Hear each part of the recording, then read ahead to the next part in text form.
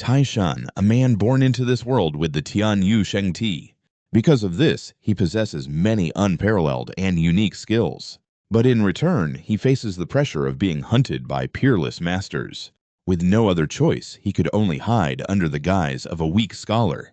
But the tree wishes for calm, yet the wind will not subside. Trouble always finds its way to him. Then, on one horrifying night, a terrifyingly cold killing intent emanated from a man, his eyes glinting with danger. The manacles had been shattered by his internal energy. Internal energy exploded outwards from his body. The men nearby were stunned by that power. Flames blazed from the man's hands as he rushed towards his target, and his target was Tai Shan. He calmly asked, "Why have you come here at this hour? Your impersonation of an elder has already been exposed." Hearing this, the man was shocked. What? His opponent charged forward in anger. What does a wet-behind-the-ears scholar like you know? A dagger suddenly flew out, piercing a body, and fresh blood gushed from the wound. The surrounding subordinates stabbed him one after another. The man collapsed, fresh blood pooling on the ground. Faced with this bloody scene, Tai Shan's expression remained unchanged. He could smell the thick scent of blood in the air. The heavy night rain poured down, and as if cleansed by it, Tai Shan began to feel more at ease.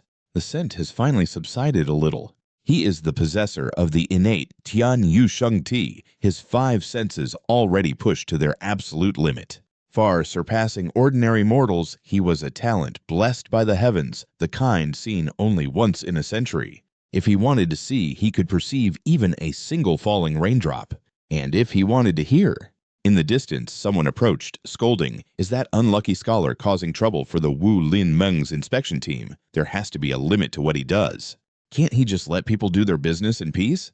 Does he always have to stir things up?" Seeing Tai Shan turn to look, Shan Lao, who was bad-mouthing him, was startled. Wait, could he have heard us talking? Bai Lao beside him didn't believe it. "You're worrying too much with rain this heavy. Who could possibly hear? Let's get going."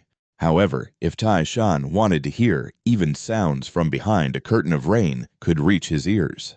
Among them, one of his most outstanding abilities is clairvoyance. At 19, I passed the provincial exam at the top of my class, and I simply thought I was smarter than others. But after entering the Wu Lin Meng's Supervisory Institute and looking through its records, I learned that my constitution is the innate Tian Yu Sheng Ti.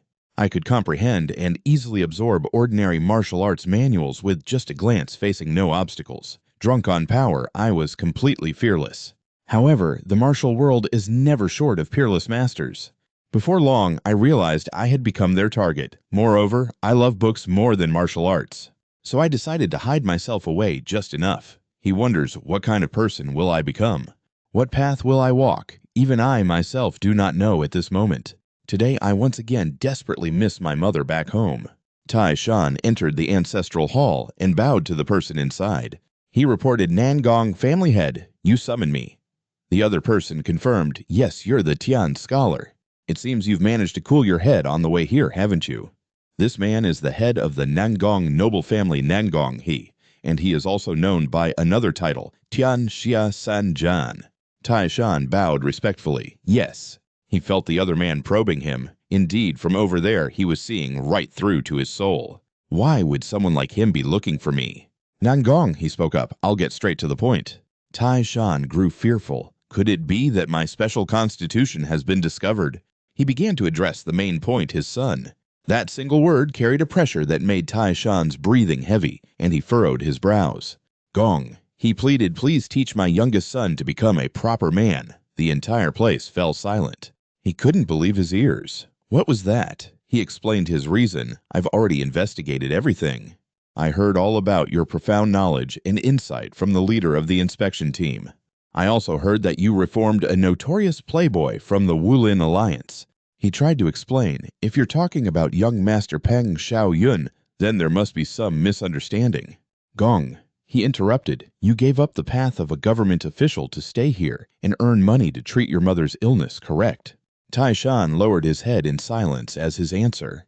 He made a condition. "If you come with me, I will cure your mother's illness." He thought of his mother, who was still lying sick in bed. His heart began to waver, but Tai Shan hesitated for a reason. He said, "But my mother's illness is no ordinary sickness." "Gong," he offered his opinion. "I've heard about it. How about we bring your mother here and have the divine doctor treat her? What do you think?" Tai Shan was astonished. A divine doctor? Is there really such a thing as a divine doctor? Gong, he paused for a moment. Then he added with emphasis, "Furthermore, if you can successfully teach my youngest son to become a proper man, whether you want to go to the Hanlin Academy or enter the palace, I will take you wherever you wish to go." He couldn't believe it. He could achieve success and fame while also bringing his mother over for treatment. "Even if the youngest son of the Namgung family is a god-forsaken playboy, I will definitely teach him to be a proper man." The next day, in another place, a curse echoed, "Damn it!" Yun Bi had a basin of water thrown directly at her. Across from her, Wu Bai held the basin and shouted relentlessly, "How can you not even handle a simple errand? I told you to get a wet towel. Who told you to bring a whole basin of water?" She bowed her head and admitted her fault. "My apologies, young master." He was furious. "Damn it, I'm swamped preparing for the martial arts competition. And now I have to worry about this trivial matter." Just then Tai Shan leisurely approached. He folded his fan and the sound of his slow footsteps echoed. Tai Shan furrowed his brow, sizing up the person before him. Facing Wu Bai, he thought to himself, "So this is Namgung Wu Bai." The young man spoke first, his tone utterly impolite. "What's this, a stranger? Judging by your appearance, you must be my new tutor." Tai Shan confirmed, "Yes, I was appointed by the family head." Wu Bai said contemptuously, "I have no idea what the hell my father is thinking. Why does he keep sending these useless scholars over for no reason?" He silently assessed him. His tone was both rude and vulgar. Tai Shan began to speak. The family head said that his youngest son's knowledge is shallow, so he has many shortcomings. Those scornful and sarcastic words made the basin in Aunbi's hands fall and shatter into pieces. She stood trembling between them, and although it was quiet, it was a deathly silence. Wu Bai growled, "What? You son of a bitch!" Tai Shan observed he gets angry easily and can't hide his emotions. He spoke lightly. "It seems the young master is interested because I've hit a nerve." Yun Bi trembled even more subtly, glancing at her master. Wu Bai was so angry he laughed. "Damn it, you've got some serious guts. Fine, I respect that spirit of yours. No one has ever dared to say such things to me, Namgung Wu Bai. Good. If you don't turn tail and run today, I will acknowledge you as my tutor." Tai Shan accepted very well. "I will follow the young master's words." "But words are hard to believe. We should probably leave each other some proof, shouldn't we?" Wu Bai shot him a sideways glance. "What? You need a written pledge for something this trivial? Look at this cautious scholar. I'll write 10 of those agreements if I have to." "You must be naive to the ways of the world. You have no idea what this means, do you?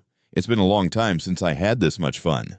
Tai Shan thought to himself, "Let's see just what kind of person you are, and if you can keep me interested. Then let's add a little spice to this agreement." He's already getting the paper and brush. What an oddball. Very well then. Tai Shan smirked to himself. This guy is certainly competitive. Wu Bai stated his condition. "I don't need your worthless money. If I win, you will be my slave for the next year." Got it.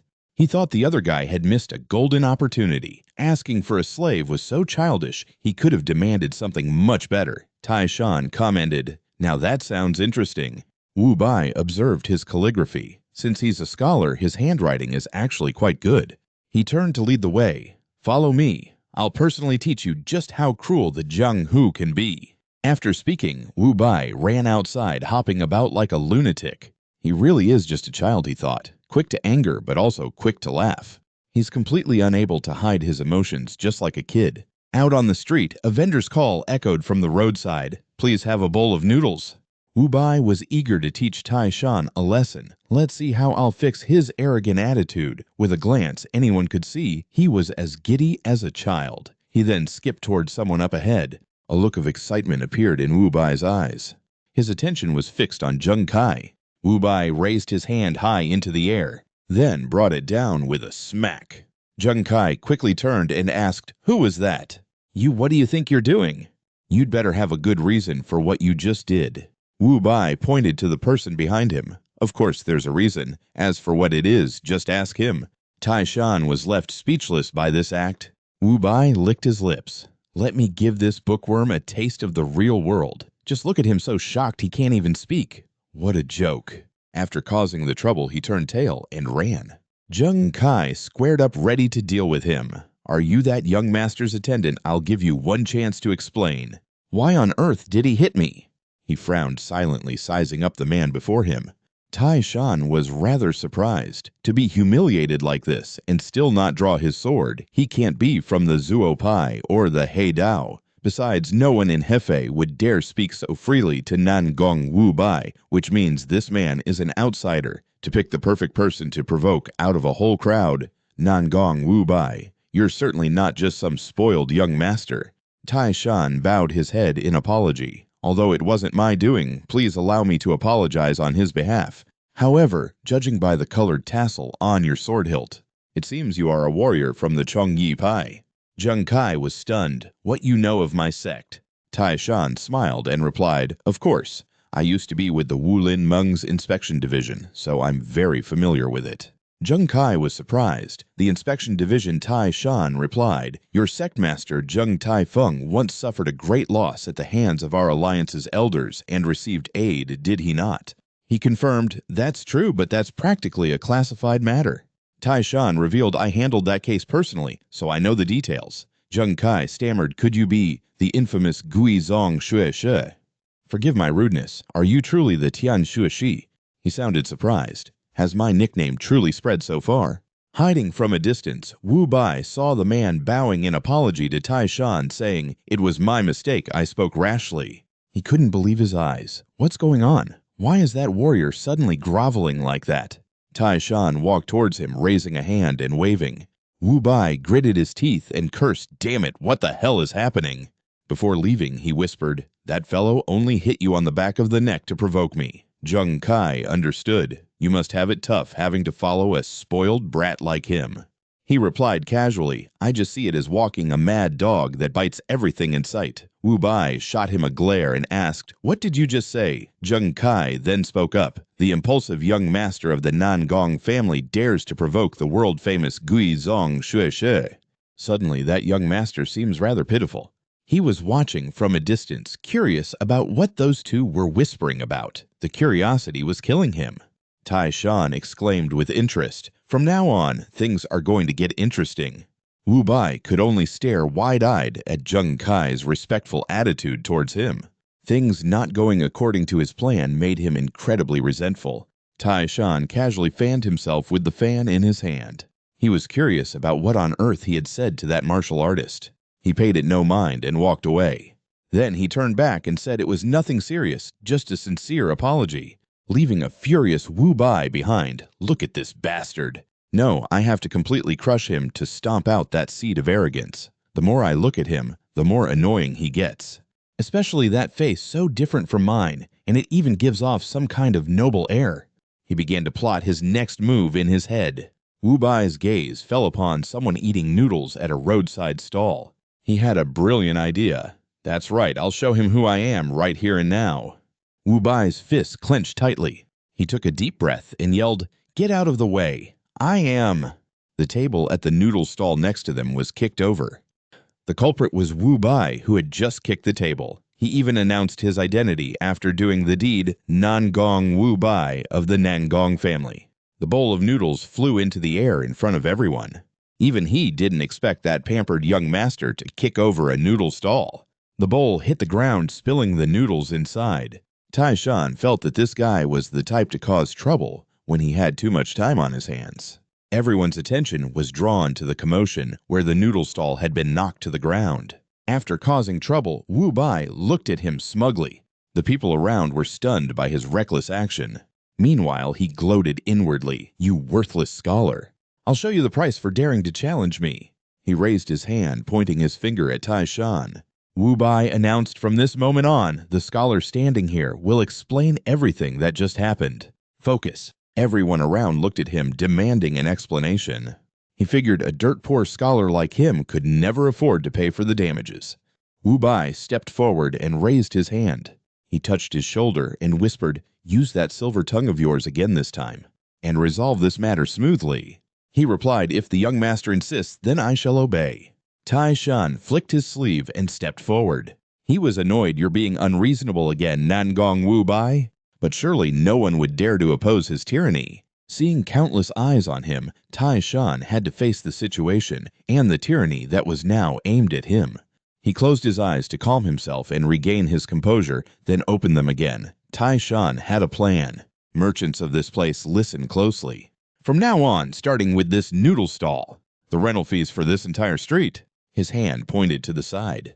Tai Shan turned to him. This area will be managed by young master Nangong Wubai of the Nangong clan. He was stunned, not expecting the fire to be directed at him. What? Tai Shan asked again. Is that correct? He uttered an insult. Why should I manage this rundown market? He was furious inside. How dare he casually use the Nangong clan's reputation? The others protested. Wait a minute, scholar. This street is managed and rent is collected by our Shiwei sect. Isn't it unreasonable to suddenly do this?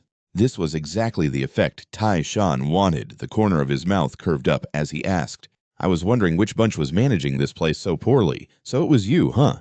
If you continue to collect rent. Young Master Nangong Wubai will personally punish you in the name of the Nangong clan. Could the young master be inferior to the Shiwei sect? Provoked, he said, What? Of course, I can do it better. Tai Shan shouted to the others, Did you hear that? Furthermore, the rent will be set at 1 fen per month. They started clamoring, 1 fen a month. Did he just say 1 fen a month as expected of the Nangong clan? The Nangong clan is standing up for us. Thinking back, that kick to the noodle stand was a warning to the Shiwei sect. Young Master Nangong Wubai. They all kowtowed before him. Thank you, my lord. He froze at the series of events. Thanking me. Just for this trivial matter, Someone shouted, Young Master Nangong Wubai is a true hero. The only one who thinks of us is Young Master Nangong Wubai. The shouts echoed through the market. Nangong Wubai.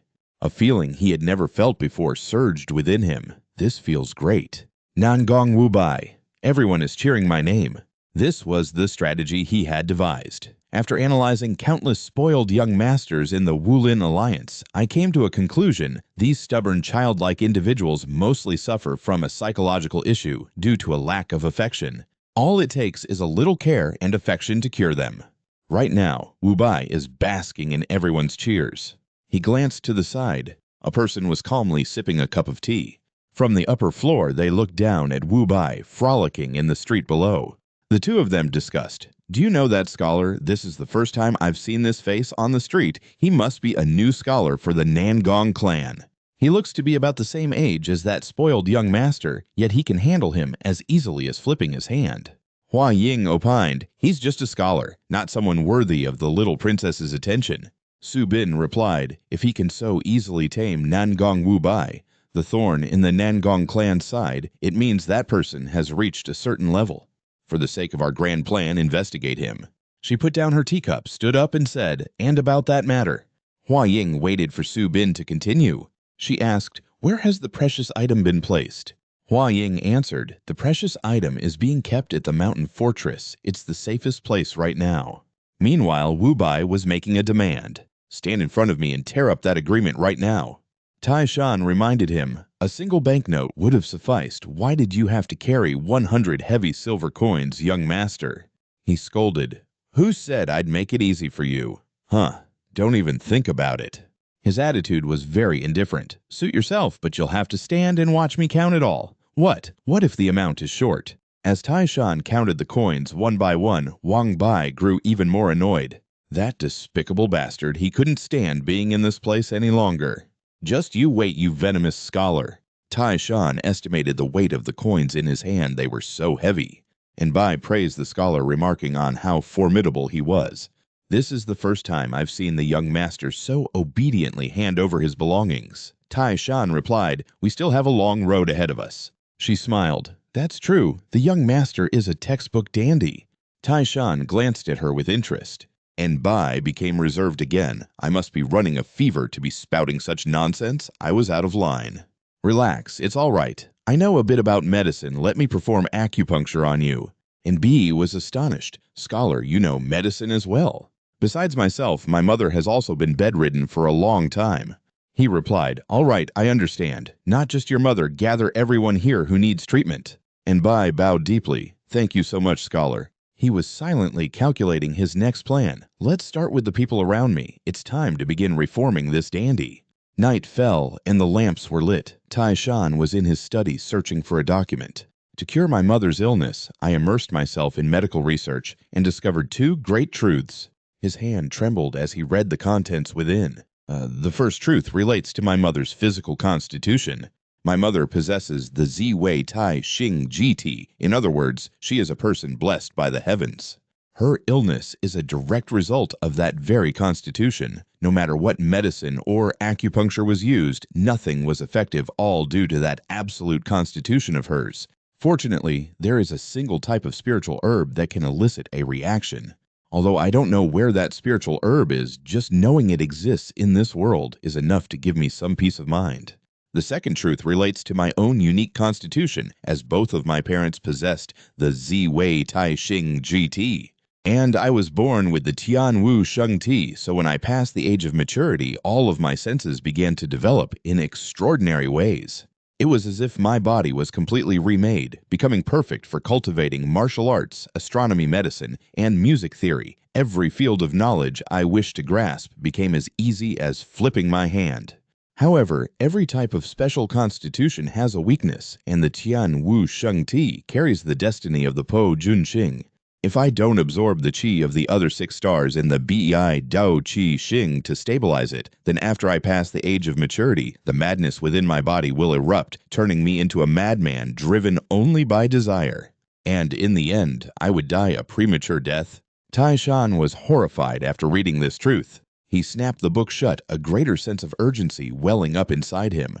This is why I must quickly find the 6 other people who also carry the qi of the Bei Du Qi Xing, like me. Only then can I prevent myself from turning into a madman and escape the fate of a premature death.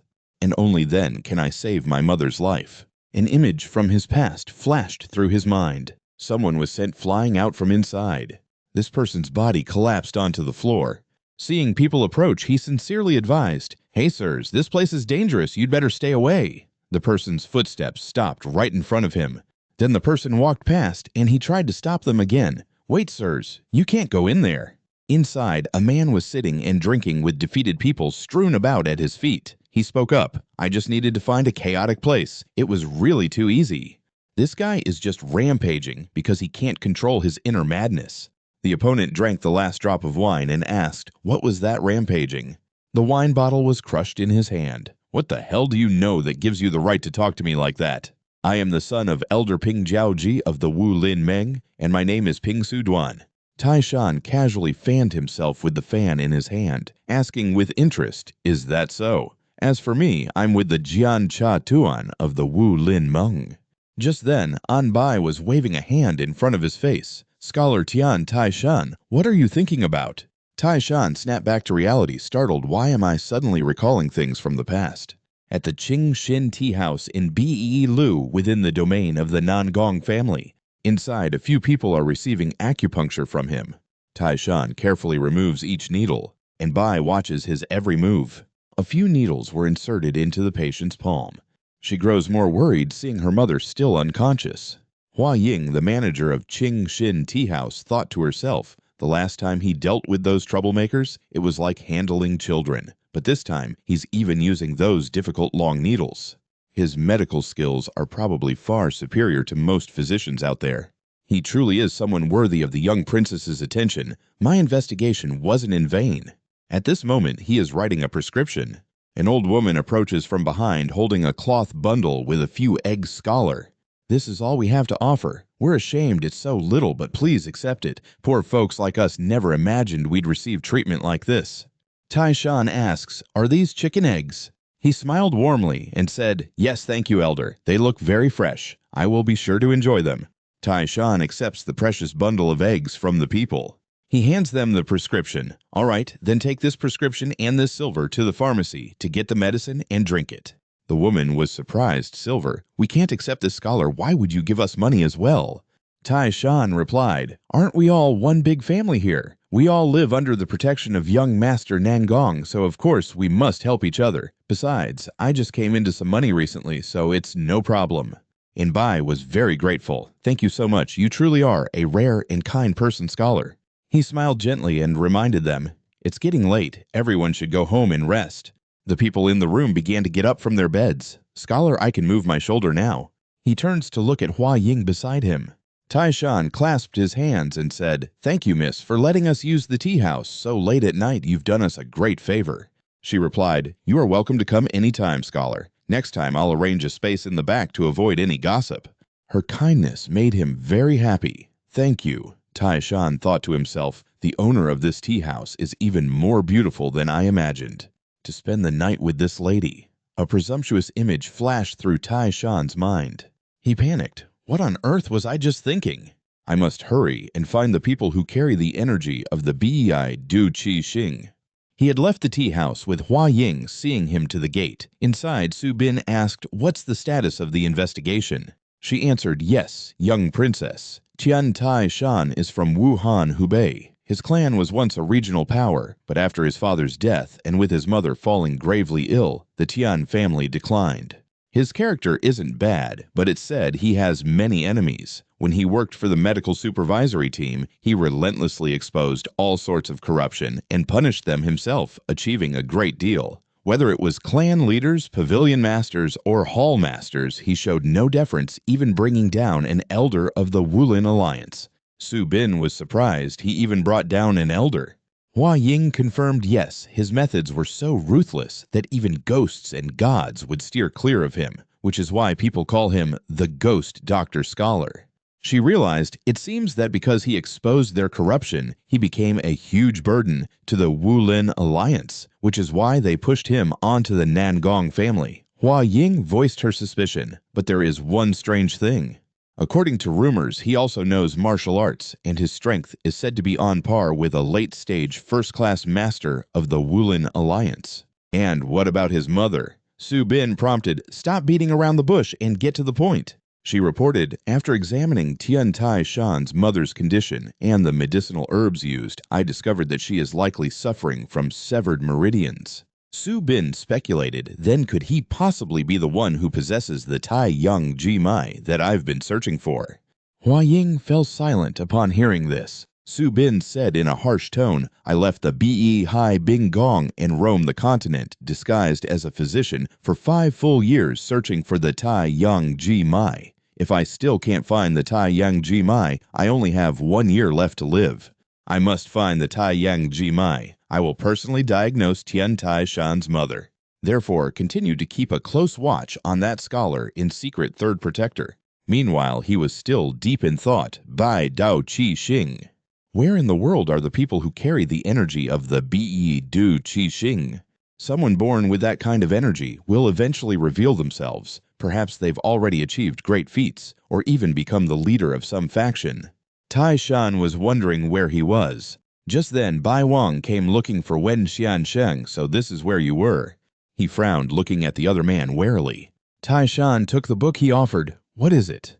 Bai Wang explained, "This book is an heirloom that's been in my family for a very long time, yet no one has ever understood its true meaning. So this time I decided to try and decipher it myself." He was surprised. Is that a secret martial arts manual? Bai Wang asked, "I'm not really sure about that, but since you are my Wen Xiansheng, you can give me a hand, can't you?" He was wary. That troublemaker is asking me for a favor. What kind of wicked scheme is he planning now? Outwardly, Shan agreed. "Very well. I was feeling bored anyway, so I'll give it a try." He ran off immediately. "Great, I'm counting on you then."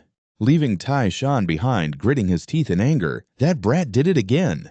He was feeling smug. That foolish scholar probably thinks this is just some ordinary manual. By the time you decipher that book, you'll end up just like the others, falling into chi deviation for sure. As soon as Shan opened the book, he became irritated, that crazy troublemaker. Did he just shove the secret martial arts manual of the Nangong family into my hands? After doing his dirty deed, Bai Wang leisurely lay down on the grass. "Now this is comfortable. Go on and try, you foolish scholar. Did you think the manual I gave you was just a bunch of ordinary words? That is a martial art that has caused countless geniuses of the Nangong family to ruin their lives. Once you try to comprehend the principles within, your meridians will block one by one, and in the end, you will inevitably suffer from chi deviation." Some people on the road noticed Bai Wang thrashing about on the grass like a madman. Meanwhile, he was engrossed in the book's contents. Shan read intently, a mentally taxing effort, because the great Tao is formless and intangible, and hidden within were the mysteries of a peerless martial art. It makes even me drool with desire. But even the slightest misinterpretation will lead directly to qi deviation. Rather than just reading the words, it's better to let the body comprehend these principles directly. And Bai came to find him scholar. She happily reported, "My mother's illness has improved a lot after taking the medicine you prescribed last time. Thank you, young master." Tai Shan replied immediately, "I'm relieved to hear that." She continued, "The others who used your medicine were also amazed and praised your medical skills. Scholar, if there is anything you need, please just ask." Tai Shan stood up and said, "Actually, that's perfect. I do need some help. Could you tell me if there are any wooden swords available in our inner courtyard?" And Bai was surprised. A wooden sword? When she returned to report, Bai Wang was shocked. "What are you telling me you gave my wooden sword to that scholar?" She said, trembling in fear. "I apologize, young master." He glanced at the sword he was holding in his hand. And Bai saw him draw his sword. "This blade is very sharp." She quickly knelt down. "Young master, please spare my life." Bai Wang sheathed the sword. He handed it to her. "Here. Forget the wooden sword, let him use a real one." "No, one real sword isn't enough." Bai Wang rummaged through the weapon cabinet. "Give him this one and this one too. Give them all to him." Meanwhile, as soon as Tai Shan held the wooden sword, he could feel it. An invisible wave scattered in the silence, surpassing all limits. I don't know the name of this martial art, but its principles are mixed with the ideology of Tantric Buddhism. To master it, one must understand the position and meaning of the 7 spiritual channels, taught by Tantrism, not Taoism. Ever since the Central Plains deemed Tantric Buddhism a heretical path, no treatises or records of it have been preserved. Seeing him practice, Bai Wang gloated. With a setup like that, anyone who practices it is bound to suffer from qi deviation. While you're comprehending the path, I once obtained an ancient Mizong text from the Wulin Meng's Kang Shuge, which is how I know the location of every spiritual channel. Tai Shan's eyes were tightly shut. As he felt the energy inside his body, his eyes opened. He was guiding energy into the 7 acupoints of Qi Xing Qi Yuan to gather spiritual power. Tai Shan attempted a sword strike. He surmised, "I can finally grasp the true essence of this sword art." In the entire Wulin Meng, absolutely no one understands this, because that ancient text was written in reverse script and the only person who has ever read it. He channeled his energy into the wooden sword. A light flashed from the blade. "Is me!" Tai Shan shouted Lei Qi. He swung his sword, thinking the creator of this martial art must have intended to use the power of those spiritual channels. But they only used ordinary internal energy to power it. The force he gathered was so intense it made his eyes widen. Tai Shan knew that as a result, its power was greatly reduced, rendering the sword art practically worthless. He continuously unleashed sharp slashes with his sword. Tai Shan practiced until the sky changed. Sweat dripped from his body onto the sword's blade. Tai Shan was immersed in a feeling of both exhaustion and accomplishment. He thought to himself, "Even if you know the locations of the Qi Xing Qi Yuan channels, recklessly pouring internal energy into all 7 at once would only lead to qi deviation. What if I told this secret to the Nangong Shijia? They'd surely brand me a thief for stealing their family's arts and hunt me to the ends of the earth." Tai Shan set his sword aside to rest. He felt satisfied, and of course they would never accept that a mere scholar could decipher a secret manual that had stumped them for so many years. When NB received a coin, she asked curiously, "Scholar, what is this money for?" He replied, "The room is a mess, isn't it? This is just a small token. Please take it." She quickly refused. "There's no need, sir. You are my family's benefactor. I can take care of the cleaning anytime." Tai Shan corrected her. "No, I'm thanking you for your help."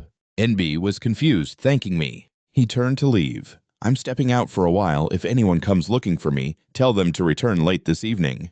Leaving a dazed NB staring after him, Tai Shan went outside, his eyes drawn to a woman selling meat by the side of the road. A few street vendors were chatting amongst themselves. He walked down the street thinking, "I heard the largest medicinal herb shop in Hefei is around here.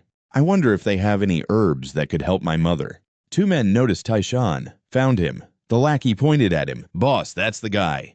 Tai Shan realized they were looking at him. "What is it?"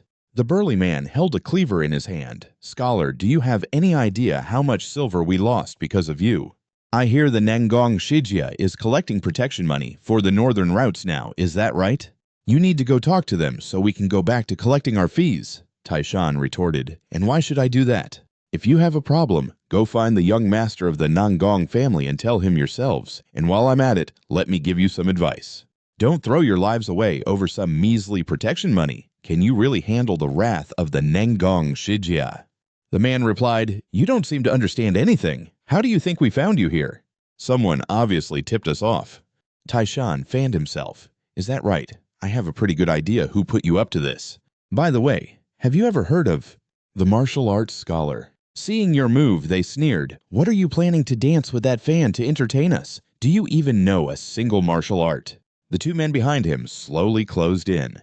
Tushi gave the order, "Take good care of him, boys." A bald man was the first to charge forward. "Yes, boss." He ran frantically toward Taishan. He was lecturing them. "Do you all understand this principle? I read a book some time ago that made me understand it clearly." Spiritual energy was radiating from the fan in Taishan's hand, the energy from his spiritual veins.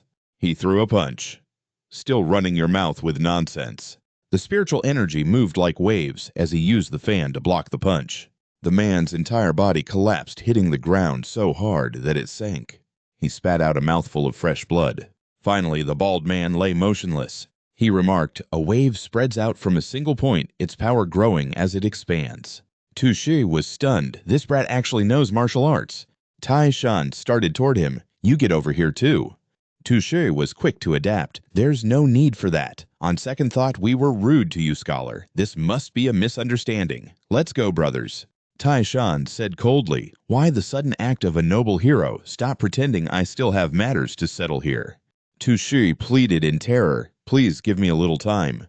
After beating his face swollen, Taishan asked, "What did you say your name was?" He introduced himself, "I am Tushi." He knew who this man was.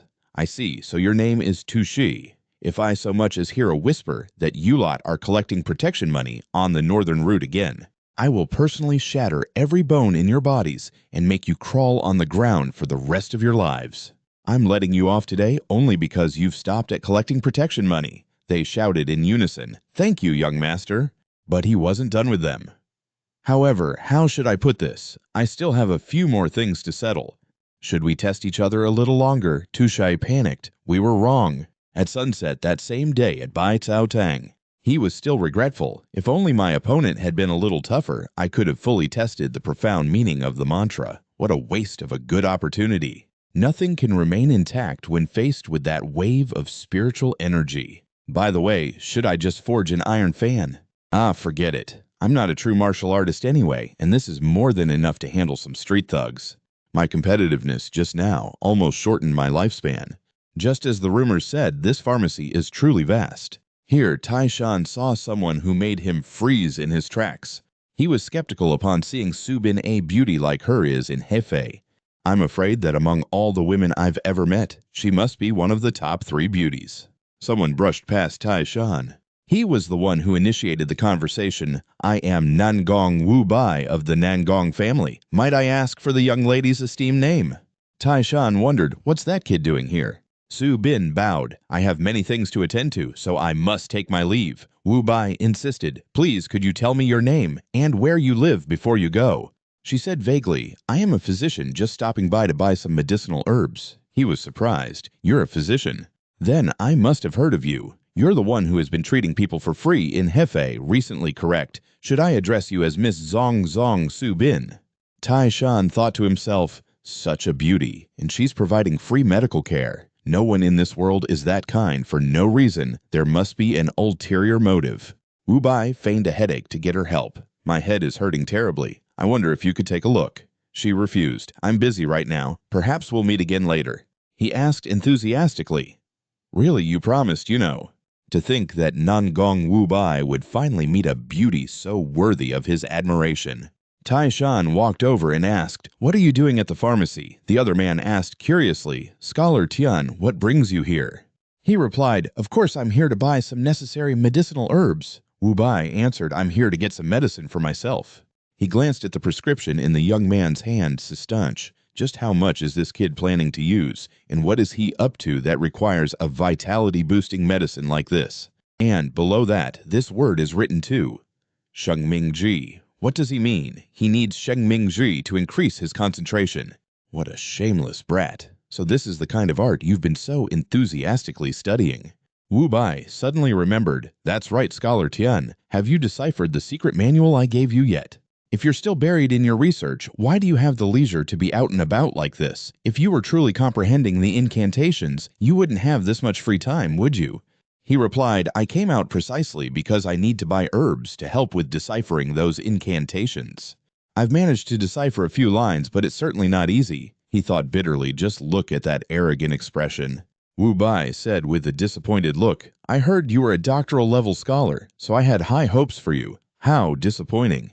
He said calmly, it's just that I can interpret the few lines I've deciphered completely and perfectly. The air between the two of them fell completely silent. Wu Bai was shocked. You've deciphered it, he answered, of course. He stepped forward and asked, then tell me a little about what you've understood. Tai Shan was wary. Why is he so happy? Could it be that he genuinely wishes for my success? He showed his reluctance to share. Is it all right to speak of it here? The young man replied, you're just reciting 1 or 2 lines of your interpretation. Even if someone eavesdropped, they wouldn't understand.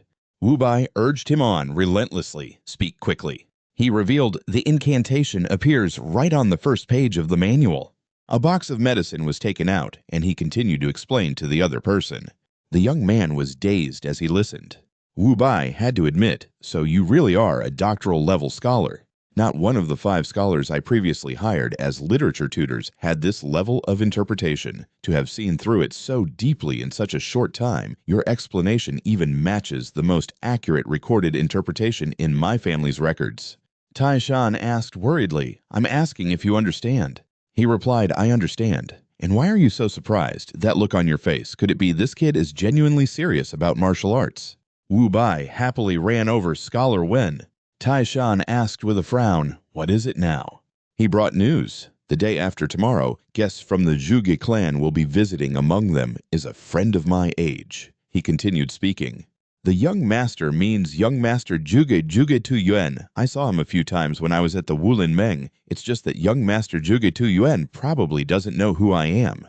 He tried to entice him. When they arrive, Scholar Tian, you must also attend the banquet with me. Good meat, good wine, doesn't that sound wonderful? Tai Shan realized, so he wants me to be his backup at the annual gathering of these rich young masters. No wonder he needed Sheng Mingji. If it's Zhuge Tu Yuan, his knowledge is indeed a level above the other young masters. The Zhuge clan has always valued literature more than martial arts. I heard that Zhuge Tu Yuan loves to show off his skills in the 4 arts of zither, chess, calligraphy, and painting during these gatherings. For a vain brat like Nangong Wu Bai to have to ask someone for help, I wondered just how much those guys look down on him. A battle between little brats. It really makes one look forward to it. I just want to see it with my own eyes soon. The thought of watching one rich young master get his pride stomped on by another is already interesting. Wu Bai waited for an answer. Well, why don't you join this gathering? Imagining their arguments, he felt that a fight between these unruly brats would be interesting. Suddenly, a sharp pain shot through Tai Shan's chest. He was stunned, and beads of sweat rolled down his cheek. Tai Shan speculated, could this be the effect of the strange fragrance I encountered before I must find the Qi Xing aura quickly before my condition worsens? Wu Bai asked impatiently, what are you staring at in a daze? If you don't want to go, just say so.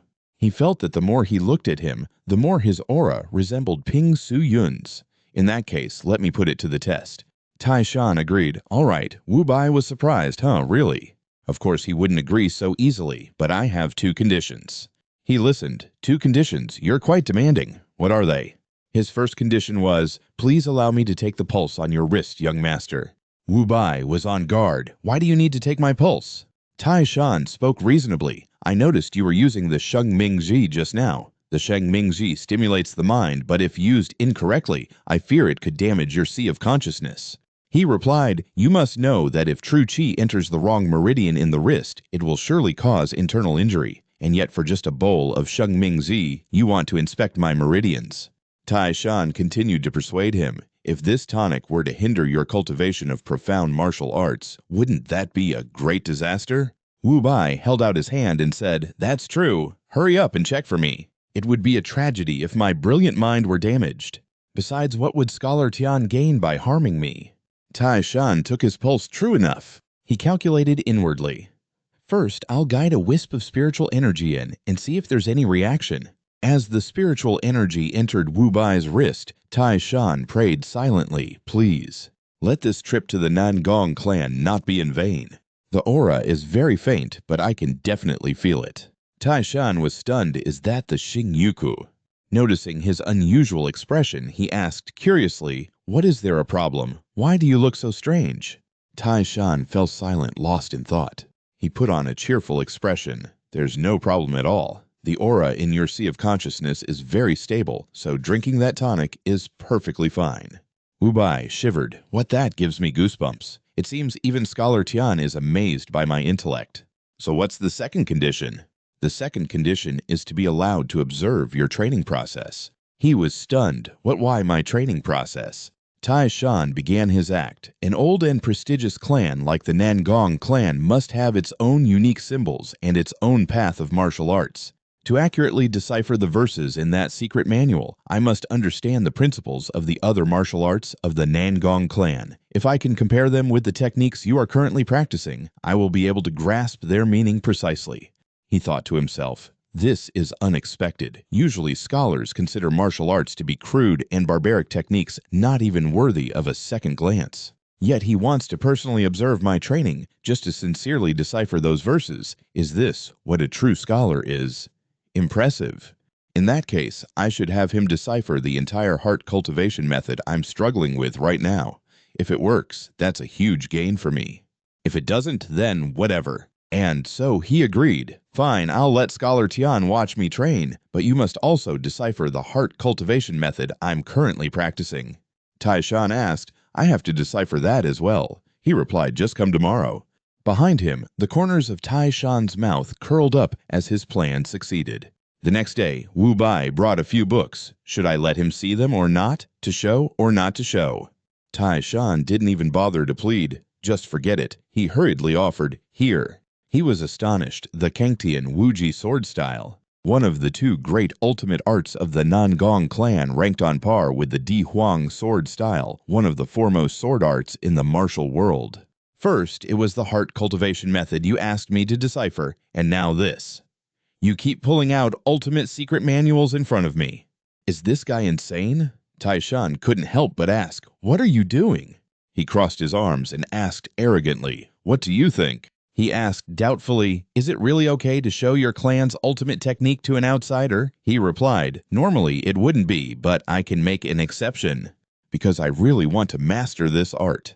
These words were enough to leave Tai Shan speechless. He feigned embarrassment. "My aptitude is naturally superior to others. Wouldn't it be even better if I mastered it sooner than my clan brothers?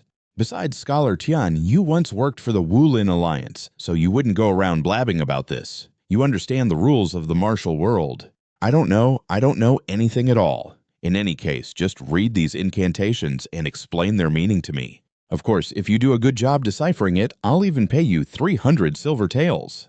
Are you going to give me a heavy bag of silver fragments again? No, this time I'll give you a silver note, not fragments. After speaking, Wu Bai began to practice swinging his sword through a few moves. Meanwhile, Tai Shan sat to one side reading the book Dot Model. He carefully read the contents. The book was titled Kangtian Wuji Sword Style, a song that reaches the ends of the blue sky. How truly magnificent. Meanwhile, Wu Bai was shouting with great intensity. The ha sounds he made while shouting with all his might caught Tai Shan's attention. Each slash of the sword was like a gust of wind. He trained diligently. The sword in Wu Bai's hand swung down. Tai Shan found it too noisy. "He's making so much racket I can't even read." He just kept practicing and shouting. He was getting annoyed. "You need to hold your breath, shut your mouth for me. This sword style requires you to conserve every breath. Shouting out loud only serves to scatter your internal energy." Hearing him say that, Wu Bai clenched his teeth. He stomped his foot to launch himself into the air. The sword in Wu Bai's hand traced a circular path. The sword intent spun around fluidly. He held it in so much that his cheeks puffed out. The move became increasingly sharp and powerful. This astonished him. It was unexpected that his movement had reached this level even before the Shi Xing Wu Ku had fully manifested. Truly no ordinary young man. Train harder, let that aura fully reveal itself. When that time comes, I will gratefully accept it for myself. Wu Bai continued to train tirelessly until the sun grew harsh in the sky. He finally landed on the ground. Beads of sweat rolled down his face. Wu Bai lowered his sword, unbelievable. Tai Shan calmly held his book, waiting for the other to continue. He panted and said, "Before I didn't even have enough breath to complete a single form. But today, for the first time in my life, I perfectly executed the first form. How did Scholar Tian know?" He thought to himself, "Know what? I only said that because the young master was being too loud." Tai Shan began. "The mantra clearly states that you must conserve your breath. It's common sense that the more profound the martial art, the more you cannot afford to waste even half a breath." He was surprised. The mantra says that I'm sure I've read it dozens of times. He revealed, "There's a line in there about a candle flame not flickering in the wind, right? Why do you think they specifically used the image of a candle flame?" It dawned on Wu Bai. So that's it. The unmoving flame isn't about steady footwork, but about not letting your breath escape. Inside, he wondered, even the orthodox commentary in my clan never mentioned that interpretation. Is this the level of a master scholar? He had to admit, Scholar Tian is truly amazing. That's right, thanks to that I was barely able to grasp the first form and execute it perfectly once. But I'm completely clueless about the mantras that follow. I can mimic the moves. But because I don't understand the hidden meaning behind each form, I can't bring out its essence. He ordered, "You don't understand. If you don't understand, then why not perform it for me once?" Wu Bai was surprised. What perform it right now? Tai Shan provoked him. "Is there a problem? I am the master, and you, young master, are the disciple. If a teacher has to bow and scrape before the student, what kind of order is that? If you don't want to perform, then fine."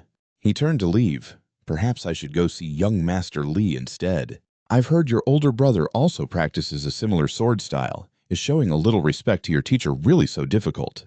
Who knows, maybe with this young master Nangong Wu Bai will become the head of the main family branch."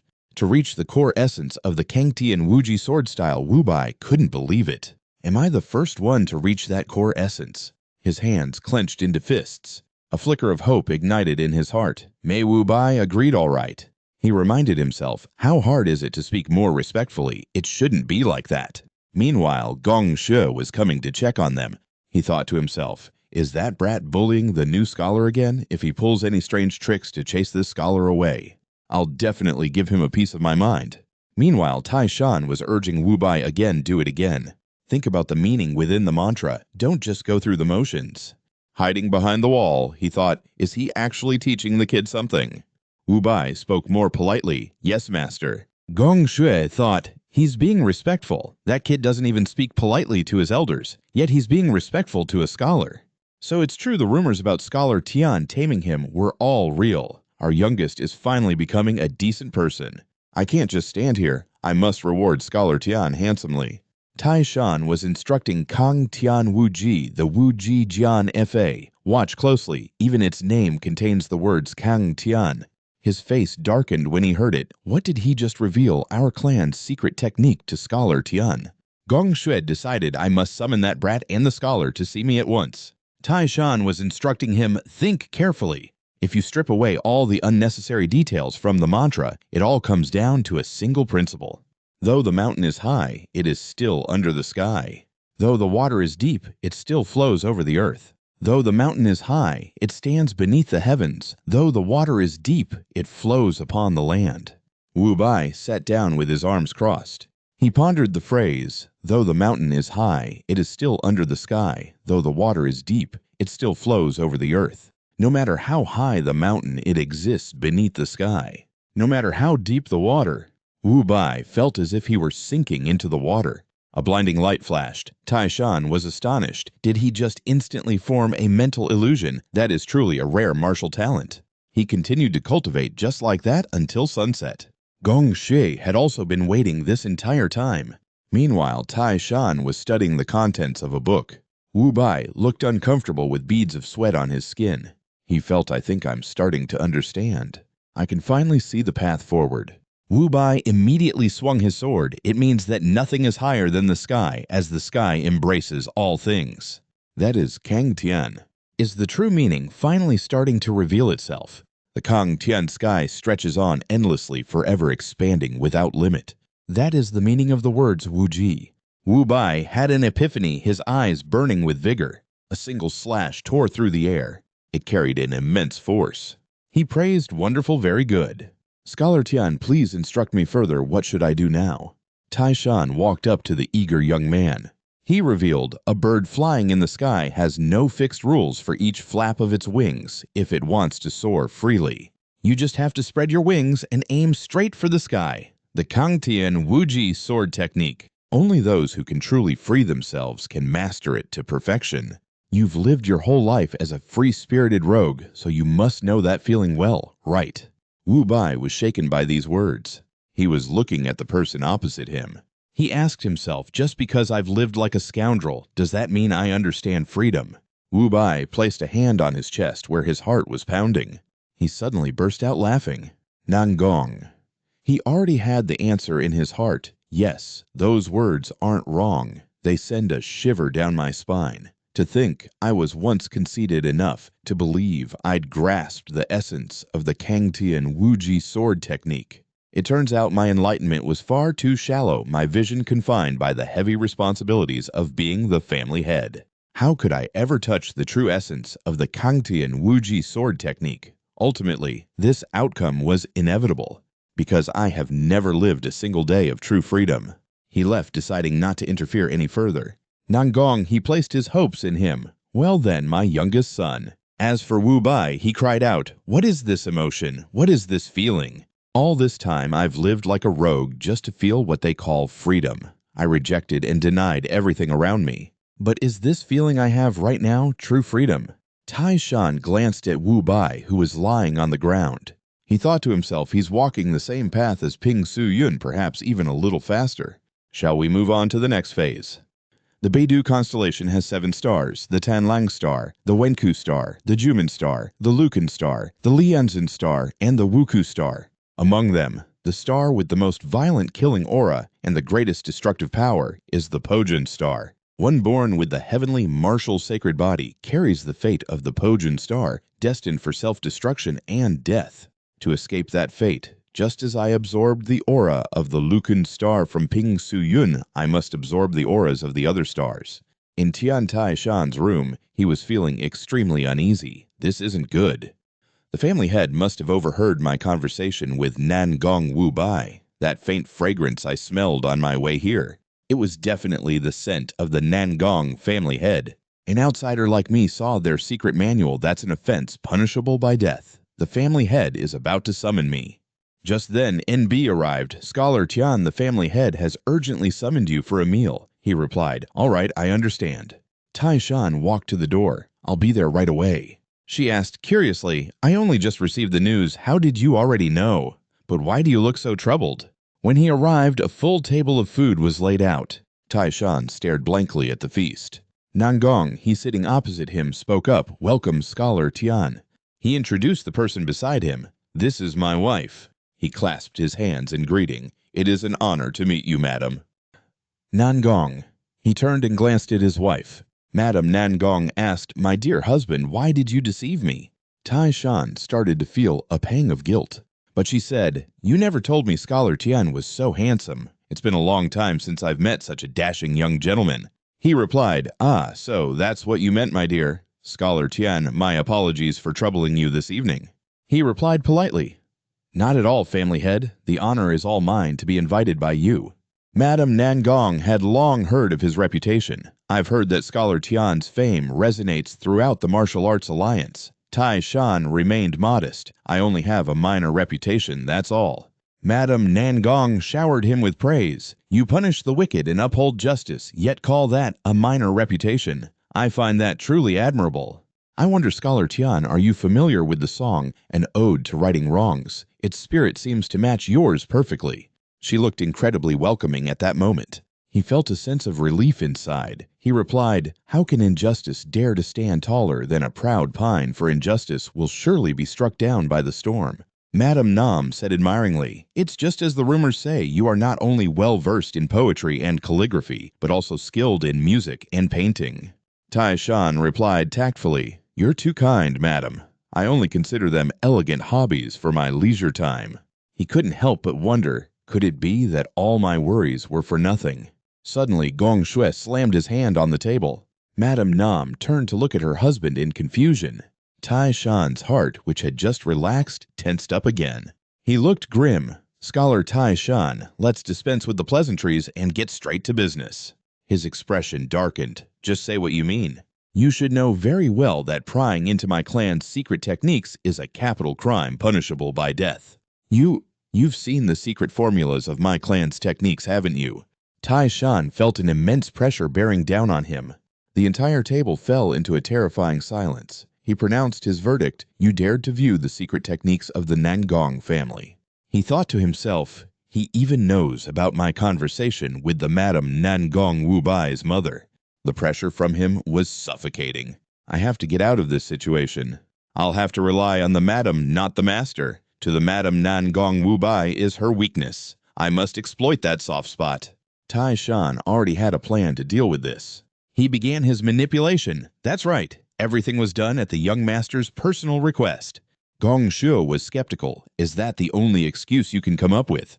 Tai Shan replied clearly. When young master Nangong Wubai showed me the Kangtian Wuji Jianfa, I saw something unusual in his despairing eyes. I suddenly felt an urge that I absolutely had to master this sword art immediately. Tai Shan continued, only then did I understand that this martial art alone could rectify the young master's reckless nature and repair his incomplete foundation.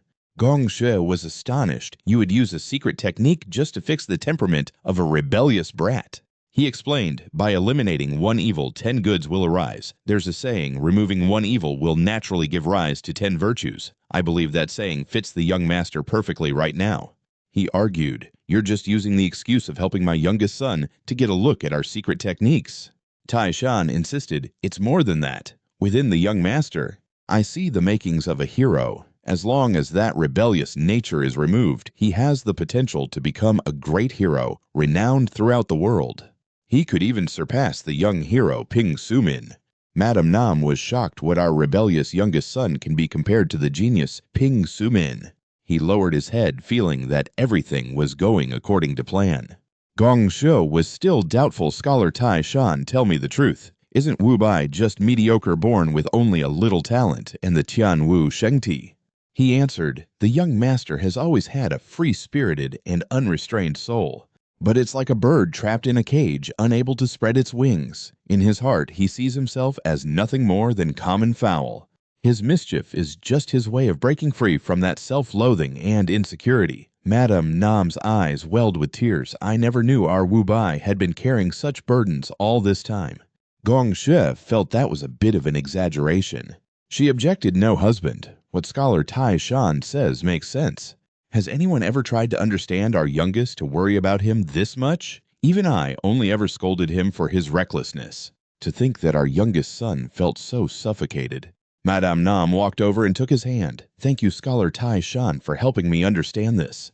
Gong Shui reminded her, Madam, one of our family's 2 ultimate techniques has been leaked. How can we take this matter lightly? She wouldn't listen. I am not a martial artist, so I don't understand these things. But as a mother, whether it's the Kangtian Wuji Jianfa or the Dehuang Jianshi, if it can save my son, I would willingly sell them all.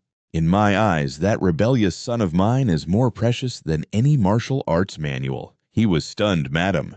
Tai Shan quietly watched them argue. Madame Nam slammed the table, stood up, and said, in that case, how about we just cut off one of his arms and call it even? He wouldn't be able to continue practicing martial arts then, would he? These words left Gong Shui stunned. Tai Shan took this opportunity to stand up and declare, I swear on my life. If I ever dare to leak the martial arts of the Nangong family, you can do more than just cut off both my hands. You can take this head of mine, and I will have no regrets. Hearing this, Gong Shui relented. Is that so? Very well, I will give you a chance. You must know that people from the Juge family will be visiting tomorrow. They will once again use the excuse of a friendly martial arts exchange to humiliate my youngest son. My youngest has never beaten him, not even once. Tai Shan understood. The family head means I must ensure young master Nangong Wubai wins tomorrow's friendly match. He confirmed, that's right. If you can do it, I will grant you a position. I will allow you to study the secret techniques of the Nangong family. His jaw dropped in amazement. He added, "But if you fail, you will offer me your head. With your abilities, you should understand the implications." Tai Shan thought to himself, the family head's intention is crystal clear. He wants to keep me by his side, but he needs me to pass this test. In other words, he needs a legitimate reason and excuse to convince the elders and the Nangong Council.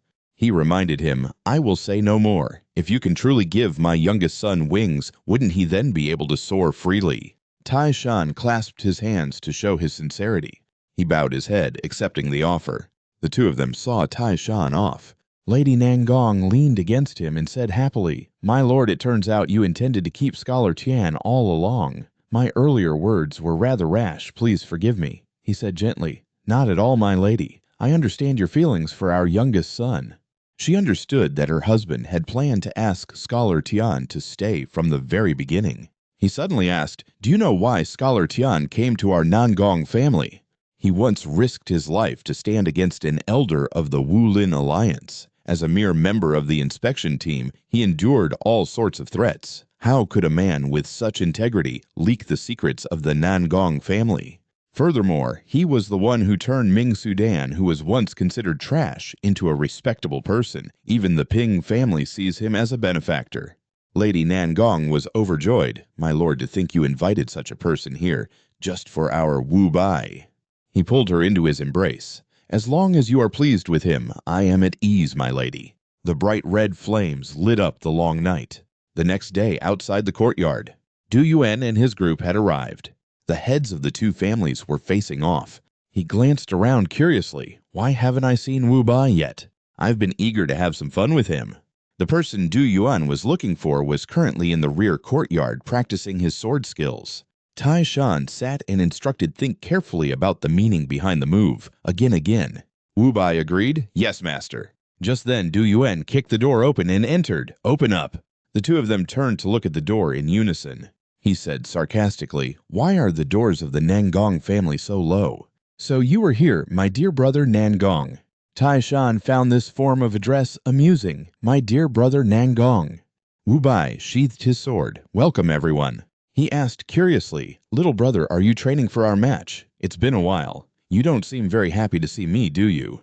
Just the thought of fighting you again makes me tremble with excitement." He thought to himself, "Look at that guy. I remember him from the Wulin Alliance. He wasn't this tall. Could he have grown again? This kid is interesting." Du Yuan continued his provocation. "Have you gotten shorter, or is it that I've gotten taller?" He patted his head. "Nangong Xiandai is getting more and more adorable." Wu Bai cut in, annoyed. "Did you only come here to show off how tall you are?" Du Yuan retorted angrily, "What show off my height? Martial arts, academics, music. I have plenty of things to boast about, yet you think I'm only showing off my height. You're getting more arrogant by the day." He glanced at Tai Shan. "Is it because of that newcomer over there? That scholar didn't even bother to greet me, just sitting there fanning himself with that pretentious air." Du Yuan yelled, "Hey, what's your name?" He calmly waved the fan in his hand. Then he introduced himself. "I am Tian Tai Shan." He burst out laughing. "Tian Tai Shan. This one's got a sharp tongue too. I'll take this chance to correct the bad habits of you both." It was then that Du Yuan realized Tian Tai Shan.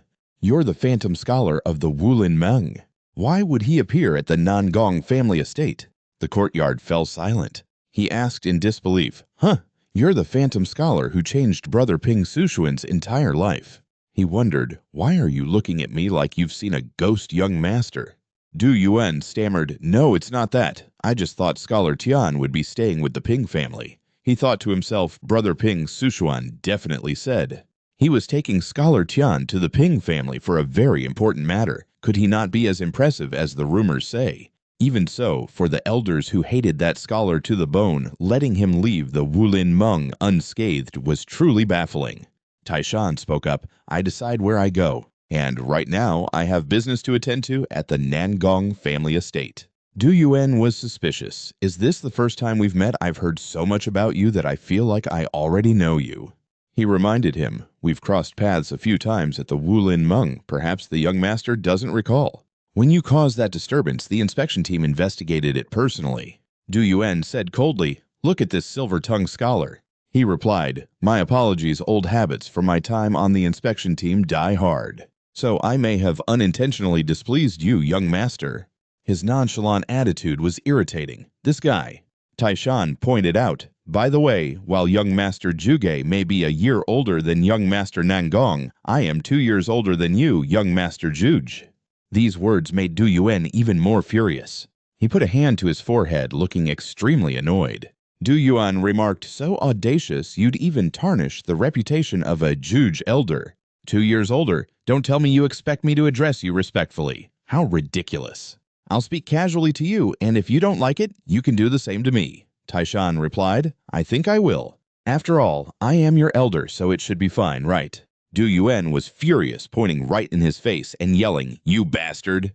Wu Bai glanced at Taishan in shock. Regardless of age or ability, who would dare speak so informally to someone from the main lineage of the 5 great families? He acts like someone with no regard for tomorrow, so his attitude when we first met wasn't an act. Scholar Tian, seeing you maintain such a firm demeanor only makes me respect you more. He radiated a menacing aura. What's the matter? Didn't you tell me to speak casually, young master? Don't you like it? So, should I stop? The immense pressure made Du Yuan freeze in place. He reined in his arrogance. All right, let's have lunch together. I'll wait for you in the garden from last year. Tian Shuishi, you come as well. You seem very interesting. As you please. I am grateful for your favor, young master. You're more amusing than I thought, Xiao Tu Yuan. He stiffened at the name. Xiao Tu Yuan. Tu Yuan tried to suppress his anger. Veins bulged on his face as he held back his rage. Seeing Tu Yuan storm off without causing further trouble, Wu Bai turned to look back at Taishan, his gaze thoughtful. Suddenly, Wu Bai swayed as if he were about to collapse. He praised Tian Shuishi. You are far more impressive than I ever imagined. I heard you sent that fearsome elder Zhuge to his grave, and now you dare to provoke Zhuge Tu Yuan like this. And is it also true that you turned brother Ping Su Min into a decent person? He remarked, it seems honorifics have become second nature to you now, young master. Wu Bai explained, after hearing you explain the secret manual and witnessing how you dealt with Zhuge Tu Yuan, how could I not be in awe? He replied, you have changed, young master, and it is a good change. From now on, I will also address you formally. He asked curiously, it seems you've changed as well, Tian Shuishi, but I myself can't see much of a difference. Taishan revealed Ping Su Min was just like that at first. Wu Bai was shocked. Ping Su Min, anyone who isn't close to him and calls him by his full name, is courting disaster. Unlike me, that guy throws his fists first. In that case, you would have been a dead man for sure. He retorted, but he and I aren't friends. He calls me big brother. Wu Bai was clearly skeptical. That man looks at scholars like they're stray dogs. That's such a ridiculous joke. Taishan pressed his lips together and remained silent. He then turned and left, leaving him behind stunned. Really? The two of them entered a flower garden. He glanced around. This is the Zhen Mo Hua Yuan, isn't it? Wu Bai confirmed yes, it was 50 years ago. When the demonic cult rebelled, a great disaster struck the martial world. The ancestors of the Nangong family masters of their clan's secret arts led the charge on the front lines. They won countless battles, but most of them died on the battlefield, resulting in a great tragedy. That's the main reason why the Kang Tian Wu Ji Jian Fa could not be passed down completely. It is so that we, their descendants, will never forget the grudges and last wishes of our ancestors. That is why this place was named the Zhen Mo Hua Yuan. He understood now, so this is truly a place of great significance. Tu Yuan was here leisurely listening to music. Wu Bai watched in fury. That bastard, I can't believe he dared to bring courtesans into the Zhen Mo Hua Yuan. He asked, so you've arrived, Wu Bai replied. The way you act, young master, one would think you owned this place, bringing courtesans to a place like this. Tu Yuan revealed, in my Zhuge family, even someone from the main branch like myself can't easily summon courtesans, and yet this place is so freely offered to an outsider like me. How incredibly generous. The two of them exchanged a look. He stopped Wu Bai. Young master, please don't be hasty. Please let me handle this. You just need to watch and see what trick he's trying to pull, young master. Taishan asked him, Xiao Tu Yuan, have you had your fill of fun these past few days? The name annoyed him. Xiao Tu Yuan. He smiled and gestured to Wu Bai. Young master, this way. Please step inside, young master. He stammered, all right. Wu Bai shouted, then let's begin. Tu Yuan spoke. don't make me laugh." He snatched the instrument from the courtesan's hands. Du Yuan's fingers touched the strings. It was terribly boring sitting here alone, so I had someone invite a pipa player over. I originally intended for her to play for brother Nangong Xian and scholar Tian, so you two should listen closely. His fingers glided over the strings. The sound of the instrument echoed through the garden. Du Yuan looked incredibly serious at this moment. His subordinates in the distance stared over in confusion. Meanwhile, he and Wu Bai sipped their tea and enjoyed the music. Du Yuan spoke up, "Oh dear, how short-sighted of me. Brother Nangong Xian only knows grueling training. I doubt he understands anything about music right. I forgot that brother Nangong Xian isn't versed in the four arts at all." He could see the boy was trying to disrupt Wu Bai's state of mind. Before the match, these clever and cunning brats are such a headache. He explained, "Since my dear brother here is a bit uncultured, I'll introduce this piece of music." He interrupted Gao. Shan Liu Shui is ranked second among the 10 great classical melodies. It's the piece Bo Ya played to mourn Ziqi, the only one who truly understood his music. He turned to ask scholar Tian, "You seem to know a thing or two about music as well." He revealed, "I am familiar with all 10 great classical melodies, and I even play them myself sometimes." Du Yuan glanced into the distance. Perfect timing, she has arrived. The two of them also looked in that direction. He revealed, "I invited a few more people. A performance this good needs an audience after all. I've also invited a special guest. This person is the #1 courtesan in all of Hefei." Someone blushed upon seeing Qing Jiao. "Isn't that Qing Jiao from the Tianlei Pavilion? The woman hailed as a master of the Guqin and Pipa. What is she doing here?" She approached, dressed in a striking pink outfit. She was exceptionally beautiful. Everyone present, including Wu Bai, was captivated by her beauty. She was truly stunning. He glanced at Du Yuan. Look at that obnoxious brat showing off his influence by managing to invite Qing Jiao here. He even gathered a crowd on purpose so Qing Jiao could listen and critique his musician. "Welcome, Miss Qing Jiao. Your intentions are as clear as day, you little punk." He smiled brightly and said, "All right, let's see how the music from my side is judged. Actually, I'm more looking forward to witnessing Scholar Tian's abilities." Elsewhere, Gong Shu's group was taking a walk. He spoke up, "I hear the young masters are having another friendly competition this year." Du Shan said confidently, "Isn't the outcome already obvious anyway?" He replied, "This year will be different." Du Shan probed, "Is that so? Has young master Wu Bai had some sort of epiphany?" Gong Shu said ambiguously, "Let's just say he's finally learned to use his head a little." He frowned warily. "Is that so? Well then, since this competition represents our respective families, how about we wager the escort agency's transportation rights on the outcome?" Gong Shu thought to himself, this cunning old fox wants to settle the escort agency dispute with a single match. He then remarked, "That sounds interesting." Seeing Gong Shu agree, a calculating look appeared on the man's face, and his own expression turned cold. Back with the youths, Qing Jiao introduced herself. "Thank you for the invitation. I am Qing Jiao." Du Yuan thought, "It seems all preparations are complete. The audience is all here, and the #1 musician in Anhui has arrived. All right then, we'll leave the judging to Miss Qing Jiao. Shall we head out and begin our duel?" "You're not nervous, are you?" Tai Shan replied, "Nervous? Not at all, just thinking about getting to play against you for a bit is making me feel excited. By the way, since we've decided to compete, why don't we play the same piece?" He was surprised, the same piece of music. Du Yuan glanced suspiciously at him holding the pipa. He accepted. "Fine, I agree, but I'll be the one to choose the music. You said you know all 10 great classical pieces, so of course you must know Bai Shui Chu Chun, right?" He lightly strummed his fingers. "Bai Shui Chu Chun, that's just a basic piece. I've played it a few times before." Du Yuan thought to himself, Bai Shui Chu Chun isn't a piece you can master after just a few tries. He's bluffing way too much. "I'll crush you so badly you'll never dare to get in my way again." His fingers touched the strings. His nimble fingers plucked the strings. The sound of music filled the air. Qing Jiao noticed the moment young master Zhuge Du Yuan started playing, the atmosphere changed. Kong Lan added from behind, "Yes, sister Qing Jiao. Although my eyes can't see, I can still picture each note falling like a snowflake. This place suddenly feels colder." The people around them were astonished. Over with Gong Xue's group, they heard the music. He frowned. Are they competing with musical instruments this year? Du Shan stroked his beard. It seems they want a little entertainment before the martial arts match. He thought to himself, so that little brat Du Yuan is using music to suppress his opponent's spirit this year. What a clever kid. Du Shan was curious as young. Master Wu Bai, also proficient in music, he replied, I have never seen Wu Bai touch any musical instrument. It seems his literature teacher, Mr. Wen, will be fighting in his place. Dushan was surprised. A literature teacher? Who is this Mr. Wen? The entire garden seemed to be covered in a cold, chilling aura.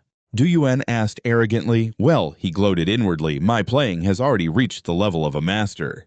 Tai Shan looked bored and casually cleaned out his ear. This action shocked him. A guy who can barely imitate the melody dares to be so arrogant. Do you think performing in front of this many people is easy? Go on, humiliate yourself in front of everyone here. His fingers flew across the strings. They were shocked to feel a snowy wind blowing. Young Master Zhuge Du Yuan had begun playing a rapid tempo, making people feel as if they were in the middle of a blizzard. Du Yuan continued to play without stopping. It was as if ice and frost were descending upon this place. Kong Lan commented, the rapid music empowered by his inner energy is stirring up a whole snowstorm. Qing Jiao realized, seeing him fill the entire space with sound like this, it seems he didn't just casually learn this. Gong Shui's group stood stunned watching this scene. He praised to achieve this at his age is truly extraordinary. Dushan explained the kid caused so much trouble that I taught him a little music to keep him busy. I never expected that in the blink of an eye, he'd reach a level where he could imitate the playing of the great masters.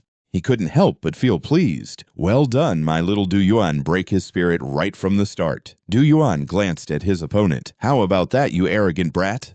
Now let's see what pathetic skills you have. Madame Nan was standing next to Gong Shu. He turned to ask Madame, who do you think will win? She replied, young Master Zhuge Du Yuan is far more formidable than I expected. Gong Shui continued, so you mean Zhuge Du Yuan will win? Madame Nan believed that scholar Kong Tian would still win. Let's just call it a woman's intuition. Tai Shan let out a breath. Gently placing his hand on the instrument, he began to play his piece. Tai Shan closed his eyes, immersing himself. His fingers gently glided across the strings. Du Yuan froze when he heard the sound beside him. Song Lan realized they were playing the same piece, but their interpretations were completely different. If young Master Du Yuan emphasized the white snow, then that scholar seemed to be depicting the spring. Du Yuan's face was stunned. He was gradually losing his composure. Seeing him lost in the music he was playing, he grew even more resentful. But you are still no match for me. With the driving rhythm of my music, I will bury everything. Meanwhile, his music was as warm and fresh as a spring day. He thought to himself, it's actually fun when these guys get angry. It's come to this, I have no choice but to use sound waves, gently gathering spiritual energy into his fingertips. The sound emanated, carrying spiritual power with it. Song Lan was astonished. The snow was gradually melting. Gong Shui and his wife were also stunned. Dushan never expected him to play such a beautiful piece. It felt as if butterflies were landing on them. White snow versus spring. Tai Shan achieved the expected result. The energy of the 7 stars created a wave that was perfectly suited for musical instruments. Everyone felt refreshed, as if the melody was passing right through their bodies. That was truly an astonishing performance. He wondered if I could master this flow of energy, I could probably use it for many things. I wonder if I could use it for cooking. Du Yuan beside him was bitter about this. He turned towards Lady Qing Jiao. Please give us a judgment quickly. Qing Jiao said politely, that was a wonderful performance. However, this child's ear for music is even more precise than mine. She may have lost her sight, but her hearing far surpasses that of an ordinary person. Du Yuan understood you mean this child is even better than you, the one known as the #1 musician in Hefei. He glanced at the little girl, a blind child. Fine, very well. Since she cannot see, I can expect a fair judgment. Du Yuan accepted all right. Go ahead. The two of them were waiting for Song Lan's answer. He asked again, who was more outstanding? The young girl spoke up. Since my eyes cannot see, I do not know who played which piece. But even so, I could still see clearly. By Shui Luo Chun, amidst the swirling snow, I saw spring bursting forth, and every falling snowflake transformed into a butterfly. Du Yuan was not convinced. What are you saying? I'm worse than that scholar? But the people around them had different reactions. Du Yuan turned to glare at them. Then he sullenly stalked off to one side. He walked over to Qing Jiao, truly admirable. Ever since I began studying music, I have been searching for my own ziqi. And it seems my ziqi has been right here all along. What is your name, miss? The young girl blushed as she introduced herself. My name is Song Lan. I am just a blind girl. I am hardly worthy of being called ziqi. Du Yuan angrily pointed at Wu Bai. What are you doing? We have a match to settle. Hurry up and pick up your wooden sword. He replied. Look at him screaming. He has completely lost control. Wu Bai's voice turned cold.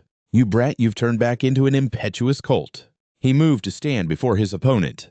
A single stomp from Wu Bai caused the aura in the air to shift. Wu Bai said, Then let's see how much you've improved since last year. Du Yuan couldn't believe his ears. What, this guy didn't fall for my provocation, and he even dares to provoke me back. He shouted, That brat is getting more and more arrogant. Hearing this, Tai Shan turned to look at him. Farewell, you two. It seems I must go over there now. If there's a chance, I hope to meet you ladies again. After speaking, Tai Shan left the pavilion. Song Lan turned and said, Sister Qing Jiao, that young master, I can feel a very special aura from him. She confirmed indeed his appearance is also quite outstanding. The young girl added, Is that so? He is a very special person. By now he had walked over to Wu Bai's side, while Gong She had stepped aside to wait. He called out softly, Tai Shan Scholar Tian. Just now, while listening to Gao Shan Liu Shui, I vaguely felt the fourth stance of the Kang Tian Wu Ji sword style. It feels like I'm about to grasp a clue, but it's still hazy. I don't know if this is the right direction.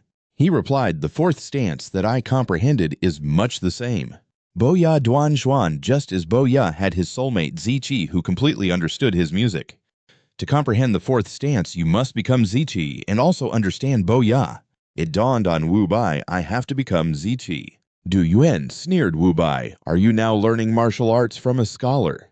Why are you so talkative? What are you asking about my weakness? Gong Shui glanced at him annoyed. Wu Bai didn't fall for the provocation. There's nothing strange about young masters learning martial arts from a scholar.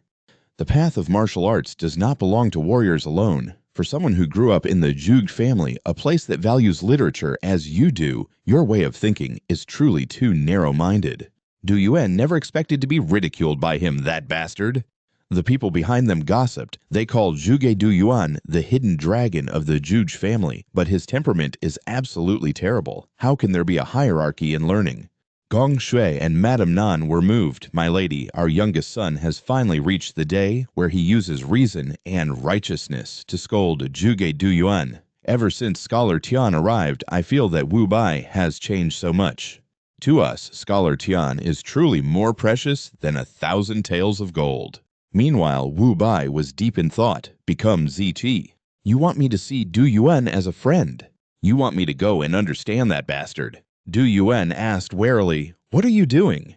He couldn't accept it becoming true. Rivals means I have to understand him. He clenched his fists. How dare this bastard get distracted right in front of me? The White King was confused. What kind of person is he anyway? Du Yuan charged forward with his sword. Watch yourself. A sword strike slashed down in front of him. The White King thought, How despicable. As a flurry of attacks came from Du Yuan, he retreated while thinking, That's right, I've only ever tried to understand his martial arts. But does this mean I also have to understand his behavior and his thoughts? After being continuously dodged by the White King, he stopped. Du Yuan taunted him. What's this? Have you only been practicing how to run away? Or are you too scared of me to fight back? He smirked. That's right. He's a despicable person who's only good at using words to probe for his opponent's weaknesses. Seeing him still trying to bait me like this is actually pathetic. Have I really matured this much? He replied, I was just checking to see if your skills had improved, but it's disappointing. You're no different from last year. Du Yuan grew even angrier. You must be tired of living. The White King was unfazed. For a friendly sparring match, isn't this a bit much? He charged forward, determined to punish his opponent. He glanced over. Even his attacks are full of deception. He's pretending he wants to strike deep into my left flank.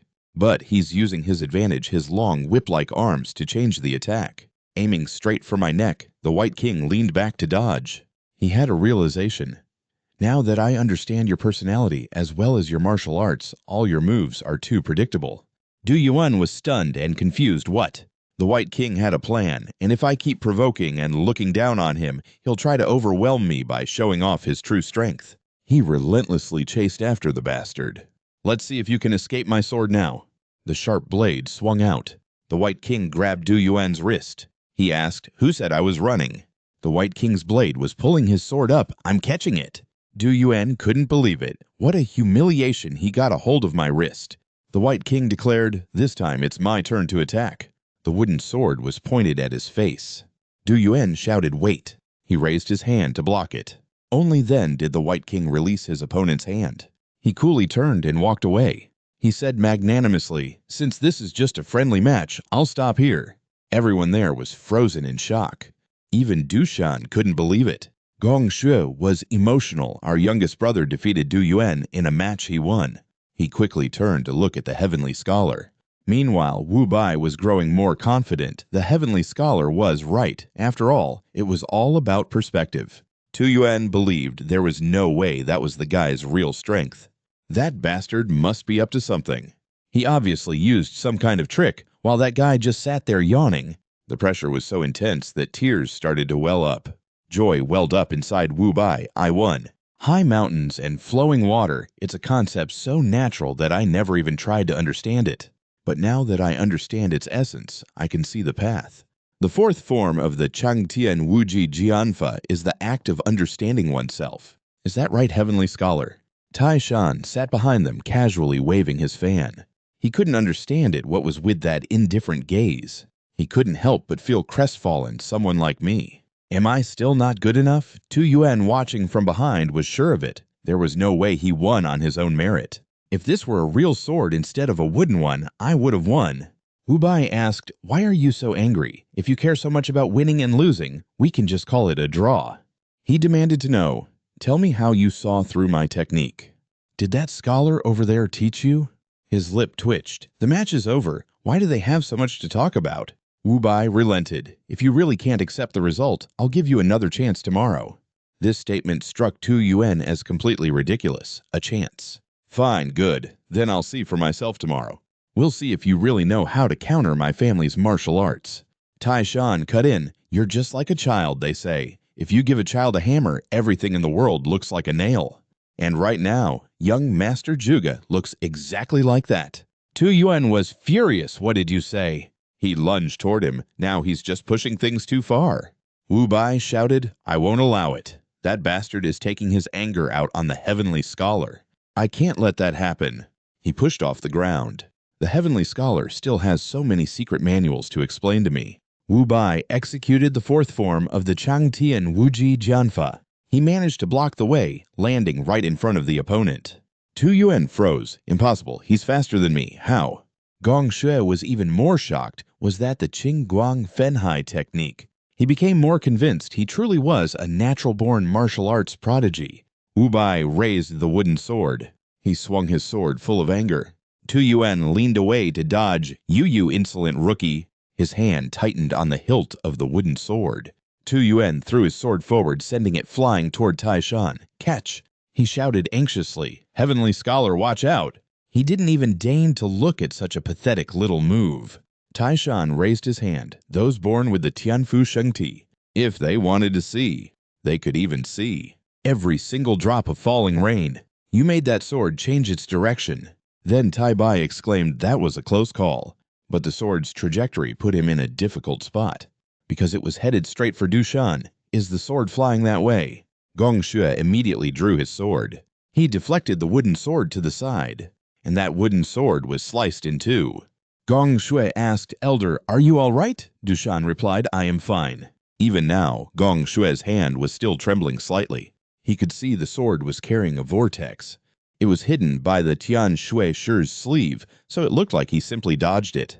But when the sword emerged, it was amplified, carrying far more power than when it went in.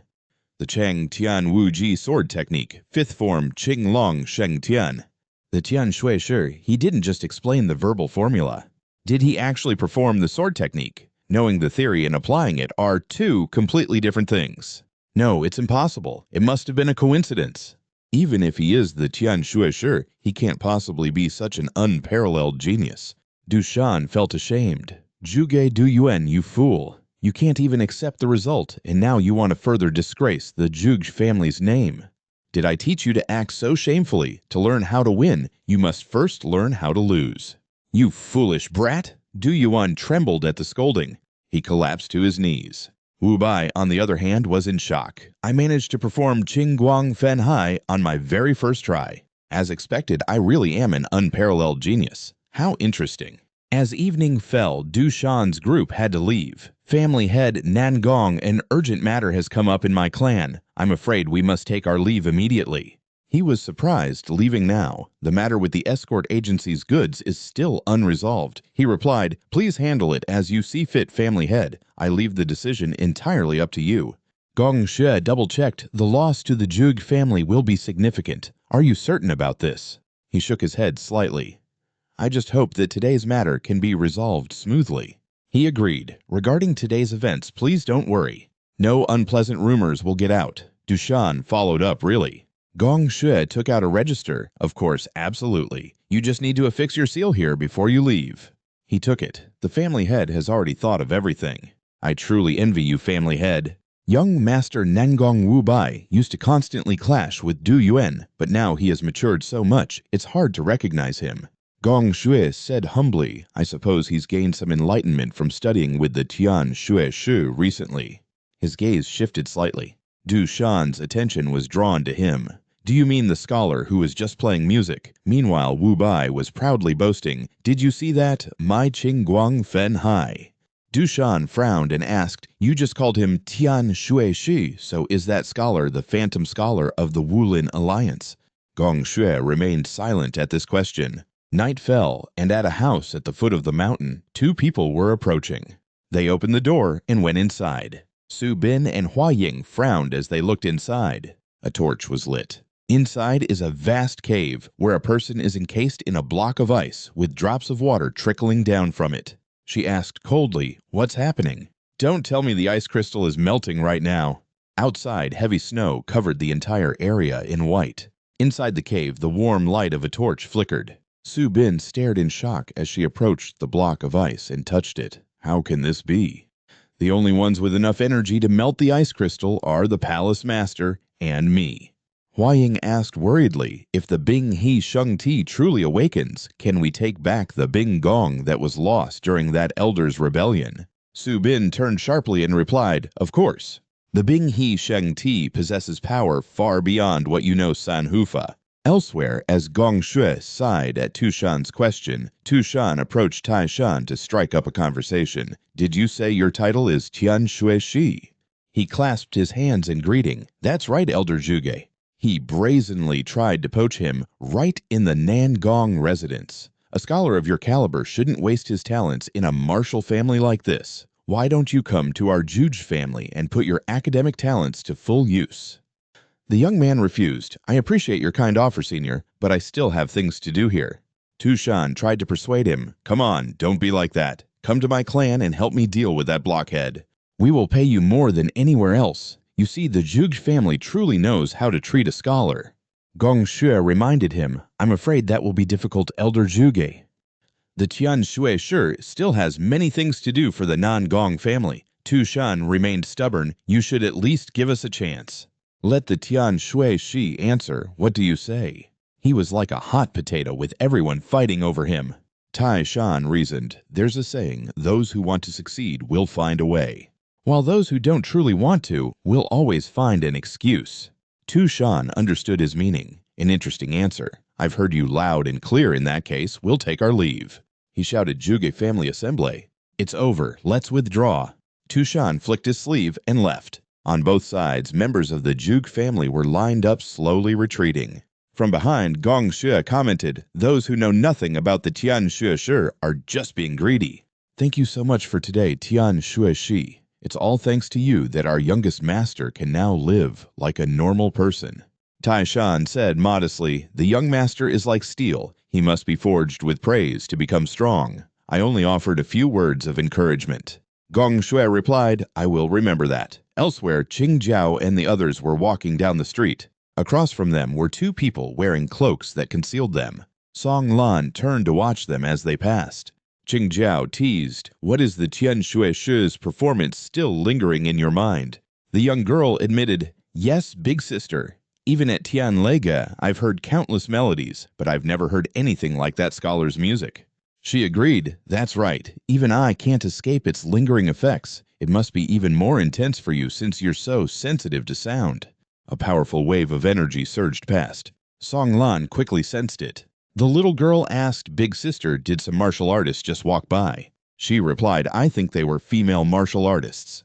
Song Lan's hand was clenching her sleeve tightly. Qing Jiao asked, "Why do you ask Song Lan? Do you have some bad memories of martial artists?" The other two were walking away. They were approaching a fork in the road.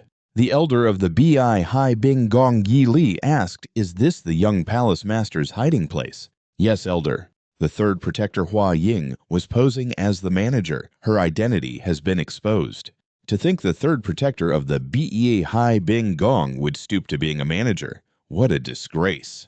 Does that mean the Bing He Sheng Ti is here as well? That's not certain yet. Besides this place, the young palace master has other hideouts operating as an apothecary and a small sect. I don't like this place anyway. Why does everything here look so mediocre? Go investigate thoroughly. There can be no mistakes. Because we must obtain the Bing He Sheng Ti at all costs. At the Nangong residence, a new day begins. He has awakened and is tying up his hair neatly. Tai Shan carefully puts on his outer robe, his attire now immaculate. "Right, I was right, wasn't I? Indeed you were. Your Excellency Heavenly Scholar, you are not a martial artist, so how is your body so sturdy? Are the rumors true?" A scholar who is proficient in both literature and martial arts.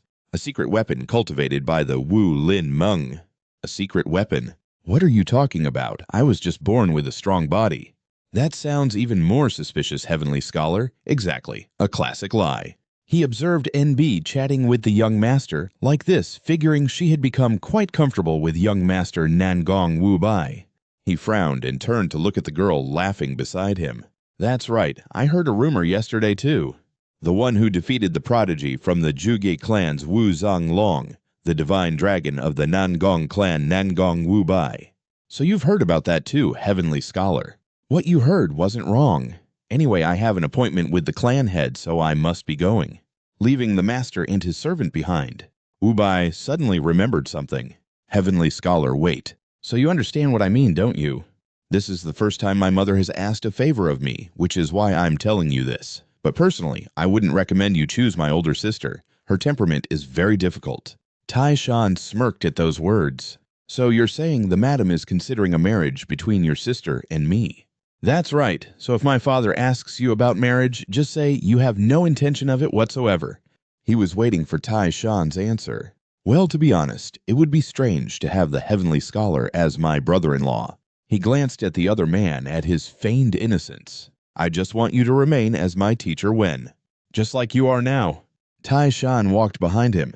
The weather was beautiful today, the sky clear and blue. "But my sister is highly skilled in martial arts, truly beautiful, and has a very fiery temper. Why are you suddenly telling me these things?" He was approaching a residence. He could feel a wave of heat inside him growing stronger by the moment. "I need to check how much Nangong Wu Bai's aura has grown today." "Welcome, Heavenly Scholar." Tai Shan clasped his hands and greeted him back. "I called you here to give you an answer about the matter we discussed before. If possessing our clan's secret techniques becomes a problem because of your status, what if I were to grant you a status where that is no longer an issue?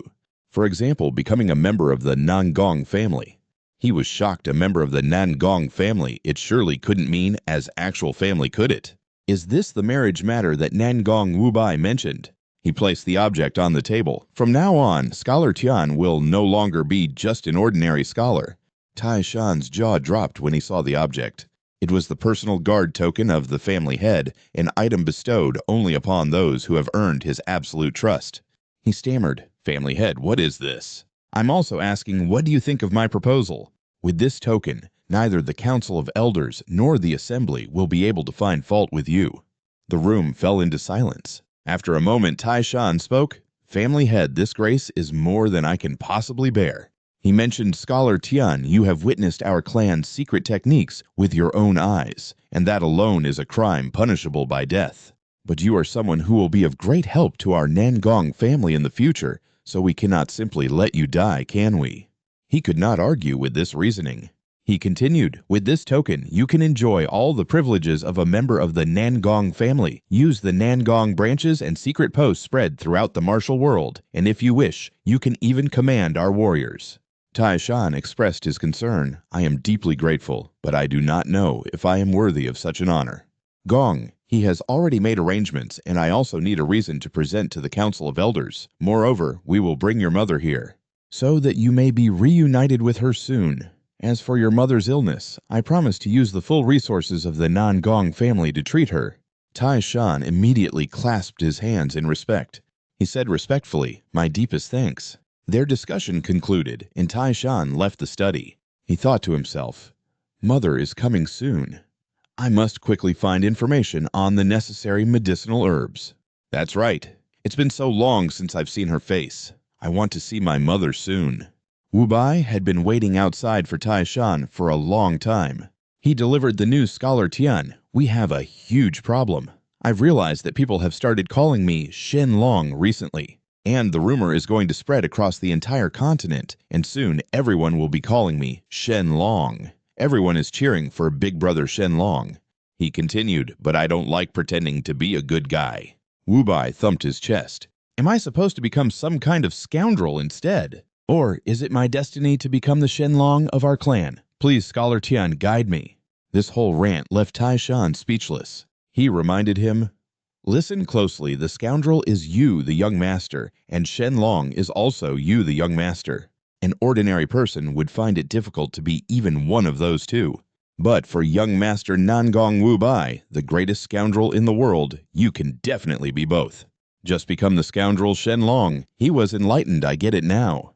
He left Wu Bai behind and walked away. Suddenly, he realized something was wrong. "Wait, that's not right. A normal scholar is supposed to advise me against being a scoundrel and tell me to act like a hero, right?"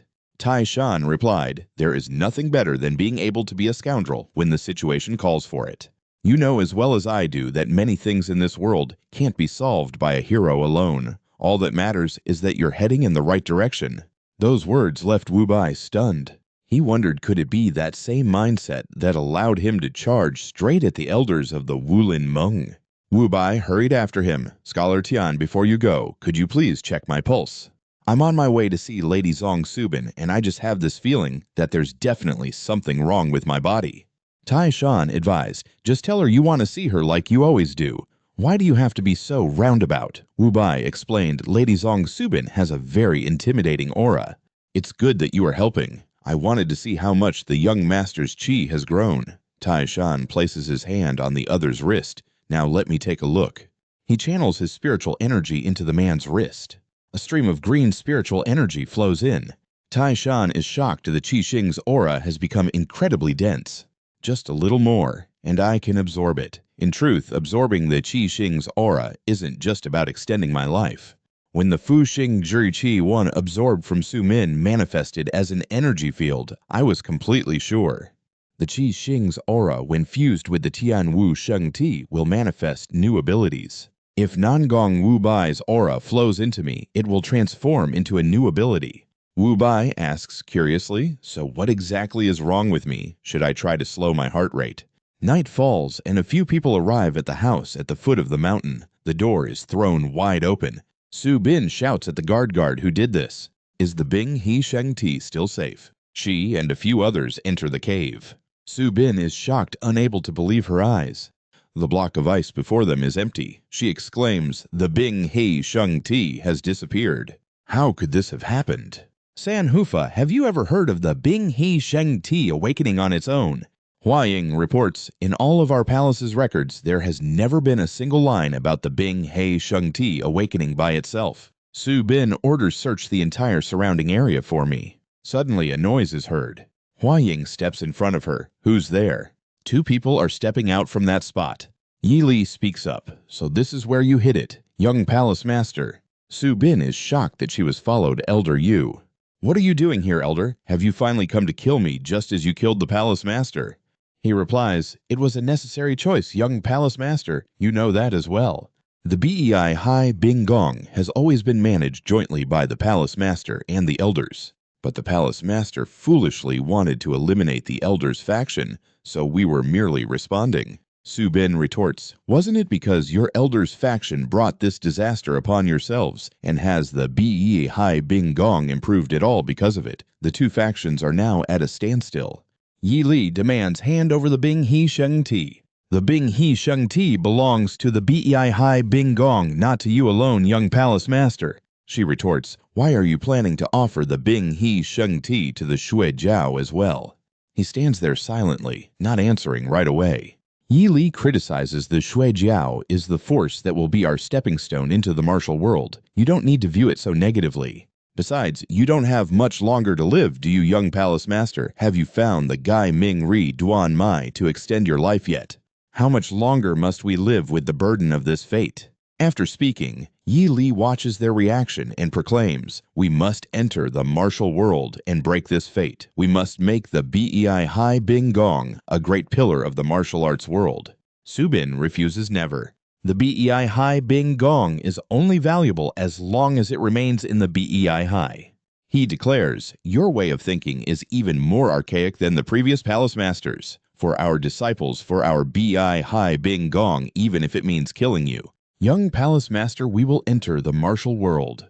Hand over the Bing He Sheng Ti now. Yi Li's shout creates waves of attack. It travels toward the other side. Su Bin is caught off guard by the strike. Suddenly, flying shards left Yi Li stunned, and even Hua Ying and Su Bin were shocked. He exclaimed, what's with those fragments of the ice crystal? Did you just melt the Bing He Sheng Ti? Su Bin couldn't believe her eyes. She tightened her grip on her sword. Su Bin revealed the Bing. His Sheng Ti awakened on its own and then disappeared. Yi Li felt like this was some kind of joke. What nonsense are you talking about? The Bing He Sheng Ti awakened on its own. How could the Bing He Sheng Ti possibly awaken by itself? Does this mean the ice crystal actually melted from the inside? She replied, we were just trying to understand the situation ourselves. He questioned, then why did you bring the Bing He Sheng Ti here? Su Bin answered, isn't this all because of your elder? Have you ever considered the disaster that would occur if the Bing He Sheng Ti fell into the hands of the Shui Jiao? Yi Li retorted, why would you think I'd hand the Bing He Sheng Ti over to the Shui Jiao? That's just your misunderstanding.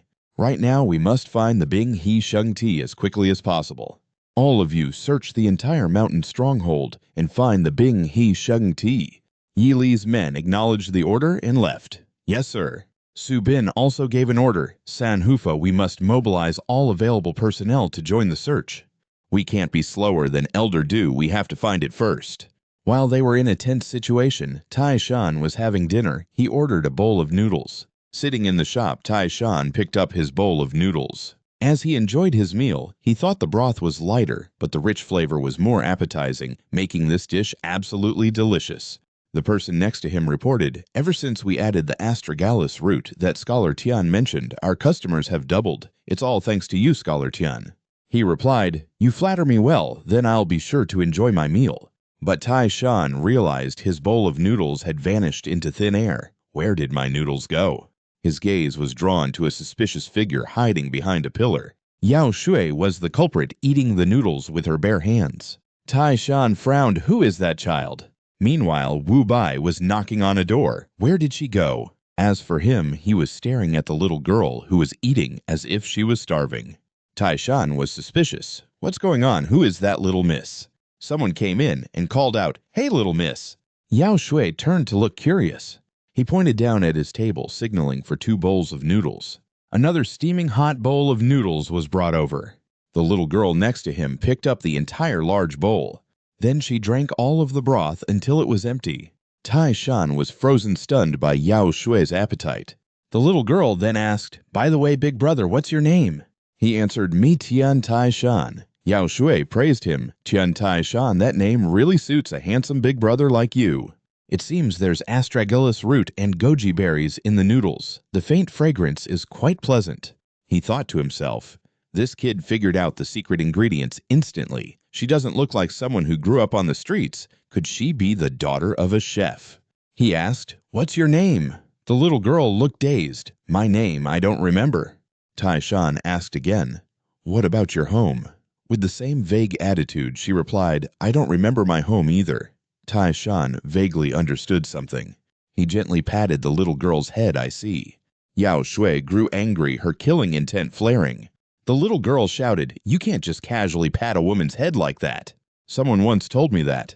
Tai Shan thought to himself, "A woman's head? She really doesn't seem like a homeless kid from the streets."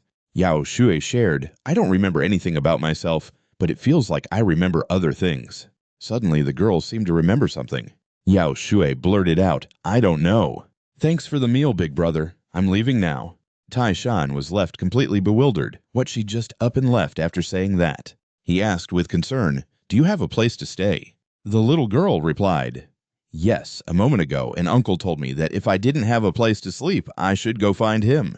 I'm heading there now. Thanks again for the meal." The shopkeeper said worriedly, "Scholar, is it really all right to just let that child go? There have been rumors lately about children being kidnapped and sold to wicked places." As Tai Shan was walking down the street, a scream echoed from a nearby alley. No, it was Yao Shui trying to wrench her hand away from someone. "No, I won't go. I hate you. You reek like dung." The man raised his hand. "Keep resisting and you'll get a beating. We're offering you a bath and a meal, so why are you making such a fuss?" Tai Shan stepped forward and asked, "Why don't you release the young lady?" The man said annoyed, "A scholar, since when do scholars meddle in other people's business? What is this world coming to?"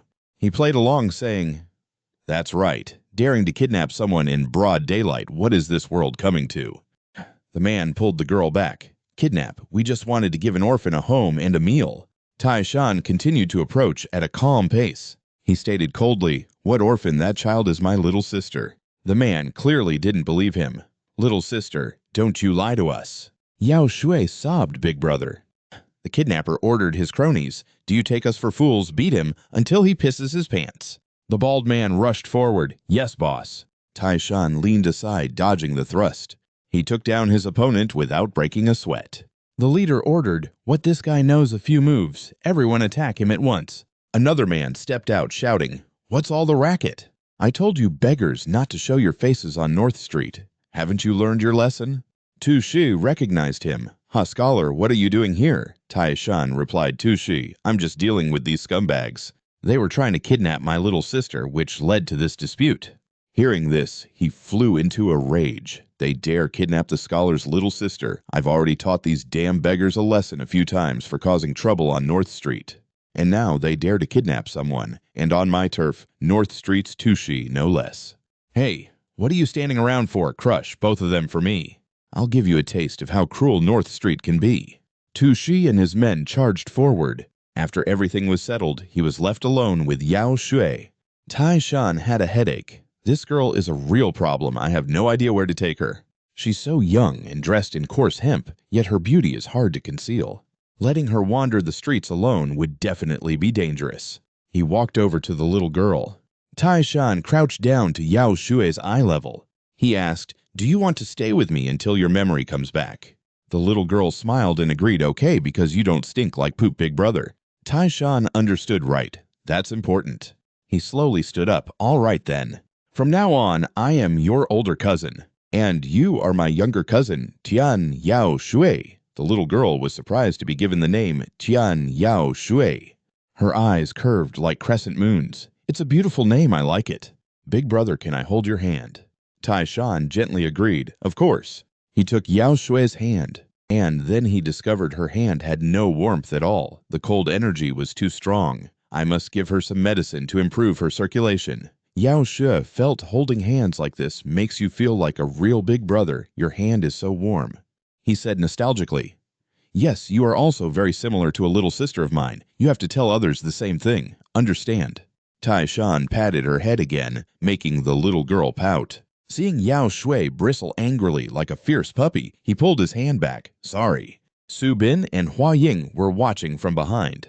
She thought to herself, "How absurd. Why is the Bing He Sheng Ti with the Tian Shui Shi?" Su Bin asked, "Are those with the Bing He Sheng Ti naturally unguarded around strangers?"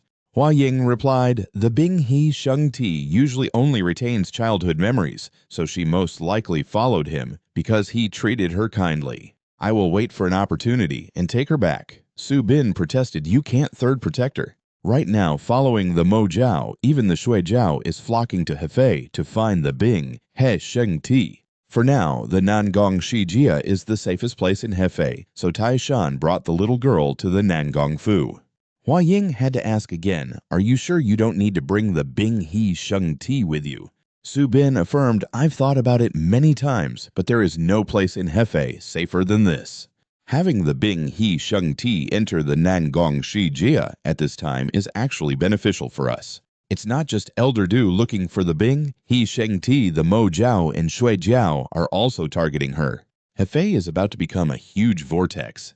Especially Elder Du, he can sense the aura of the Bing He Sheng Ti through the ice crystal, and he's the one I'm most worried about. Hua Ying worried, then isn't it just a matter of time before Elder Du finds the Bing He Sheng Ti? She pushed something forward. "That's why we have no other choice. We have to use this." She was surprised. "Isn't this a refined ice crystal?" Su Bin confirmed, "Yes, the energy from this ice crystal should be enough to deceive Elder Du. Is there a child who can carry this ice crystal?" Hua Ying added, "Besides, if you can't even absorb the energy of a yang body, you won't be able to handle the energy of the ice crystal." She made a decision. "I know this will shorten my lifespan even more." Hua Ying slammed the table and stood up, exclaiming, "What are you talking about? Protecting the young Miss's safety is my duty, and the young Miss also instructed me." She interrupted, "That's enough. Even tonight, the Mo Jiao or the Shui Jiao could storm in and snatch the Bing He Sheng Ti." Hua Ying was brought to her senses by these words. She replied dejectedly, "I'm sorry, I will immediately prepare a fake Bing He Sheng Ti." Su Bin expressed, "Even so, thank you for your concern." At the manor of heavenly scholar Tai Shan, Yao Shui was excited. "Is this your house, big brother? It's so big." The girl restlessly explored every nook and cranny of the room. The three people behind them were speechless at her mischievousness. NB asked curiously, "Who is that child?" He said, "This is my little sister, Tian Yao Shui. She had an accident on the way to Hefei, so she's lost her memory. Therefore, please be understanding if her words or actions seem a little odd." "Big brother, this place is so beautiful. I was feeling cooped up, but running around for a while made me feel much better." In B praise, "This young lady is truly beautiful. When she grows up, she'll surely have countless men falling for her." Tai Shan requested, "And B please help Yao Shui get cleaned up, and then use this silver to buy her some fitting clothes." She reported, "Scholar, you don't need to use silver for anything from the Nangong family. The family head has ordered that anything the scholar wants must be provided, no exceptions." He replied, "All right, then you can just keep it for when you need it." And Bai complied, "Yes, understood." After she finished bathing and changing the girl's clothes, the two of them sat out on the veranda. Yao Shui was smiling happily the whole time. The girls shared, "Big brother, I really like this place, and the scent is so nice too." Seeing her so happy made Tai Shan happy too. "You like it that much? Give me your hand, I'll check your pulse while I'm at it." He thought to himself, "Her hand is colder than I expected. Now to transfer some of my true chi into her. Her true chi is flowing chaotically. Are her meridians flawed? The true chi is trying to enter her system, but it seems to be getting blocked." He had to let go of her hand. Are her meridians flawed? It feels like they don't even exist because they're so vast. Her meridians are unbelievably wide. It's because they function so fast that I can't even perceive my true chi entering them. She possesses the heavenly immortal meridians. Even my heavenly martial sacred body is a physique that might only appear once every 100 years. But the heavenly immortal meridians are a physique that appears only once in a millennium. Truly extraordinary. These are meridians that only someone who has ascended to heavenly immortal status should possess, nearly impossible to obtain even through transformation or rejuvenation. This should only exist in legends. Meridians that shouldn't occur naturally in this world. The only explanation is that they were created artificially. Could Yao Shui really be an artificial product if some evil sect was responsible for creating her? Then in the future, she could become a great disaster for the martial world. His expression darkened as he stood frozen. Sensing this, Tian Yao Shui asked Big Brother what's wrong. He answered, "Yao Shui, your body is very cold. I'll go prepare some medicine. I'm also going to talk to the family head, so don't wander off. Just stay here and play." He thought to himself, if they really are the heavenly immortal meridians, That's a physique that automatically converts the world's primordial energy into internal power. Her internal energy will accumulate without end. It's absurd. In the main hall of the Nangong family head, the doorman was bowing to welcome him. Gong Shui was already waiting inside. Welcome, Tian Scholar. I was originally planning to meet with you privately. He gestured to the person beside him, but this guest claimed to be quite close with you, so I summoned you both. Jin, he waved. Tian Scholar, fancy meeting you here, eh? Tai Shan thought in surprise. Jin Hei. When I exposed Elder Gi's corruption in the Wulin Alliance's supervisory division, he sided with the Elder to pressure me. And now, this treacherous worm dares to act familiar with me. He asked Jin, what business do you have here? The man warned, it seems you haven't heard. I've been promoted to Vice Chief Supervisor, so you should choose your words carefully. He couldn't believe it. So the rumor about him being a Wulin Alliance Elder's nephew must be true. Vice Chief Supervisor is the 4th highest rank in the supervisory division. How did he actually manage to climb that high? Jin, he smirked. Since I'm now Tian Scholar's superior, I can speak casually, can't I? Tai Shan objected. That would be inappropriate unless we are at the Wulin Alliance. Rank only applies when we are carrying out official duties. I hardly think that's a respectful way to treat someone. The man grumbled. What? I've had enough of this. You're so arrogant there's a clear chain of command for supervisors, yet you dare disrespect it. Gong, he retorted, Vice Head Supervisor Gu Jin Hei. Even the leader of the Wu Lin Meng wouldn't dare raise his voice to me. How dare you shout at the Heavenly Scholar, my honored guest, right in my presence? Jin. He had no choice but to concede. I apologize. Clan Head, please calm yourself. I was reckless just now. He bowed his head, admitting his mistake. Gong. He asked bluntly, you didn't come here just to start a fight. Tell me, what is your purpose here? Jin, he reported, we have word that the Blood Sect and the Demonic Sect are stirring up trouble in Anhui. And as I tracked their movements, it appears they are searching for something. They're even flocking to Hefei, fighting for every inch. Gong, he was shocked. What? You mean the Demonic Sect and the Blood Sect are already on their way here? What on earth are they looking for in Hefei? Tai Shan was also shaken. The study fell silent with no one uttering a word. He voiced his doubts, but if the Demonic Sect and the Blood Sect are looking for something, shouldn't the 6th Division of the Wu Lin Meng be handling this? So why is the Supervisory Council involved? Jin He glanced at Tai Shan. Heavenly Scholar. Is he afraid of a few pawns from the Demonic and Blood Sects? A scholar like him probably can't even imagine that I'm working alongside the leader of the White Tiger Army. Am I not a junior supervisor? Seeing him remain silent, the man smirked. So you finally shut up. Looks like you know your place after all. From Tian Tai Shan's perspective, Jin, he was no different than a barking dog. He slammed the table about to speak. Heavenly Scholar, long time no see. Gong, he had cut in. Why have you come to see me? He replied, nothing in particular. I just stopped by to say hello. Jin. He was shocked. The clan head greeted him first. What in the world is going on? The head of the Nangong clan, known as one of the 3 swords under heaven, is revered by all martial artists. And yet he's speaking to him like an old friend. Even I, who am so much higher in rank than him, have to watch every word I say to the clan head. Gong, he expressed, I can't force you to come every day, but I do hope to see you more often, Heavenly Scholar. He replied, I have other matters to attend to, so I must take my leave. I will visit again when my schedule allows, clan head. Before leaving, Tai Shan glanced at Jin He and Yu, junior supervisor. He gave him a cold smile. Until next time. Jin, he could feel the mockery in his tone. That brat?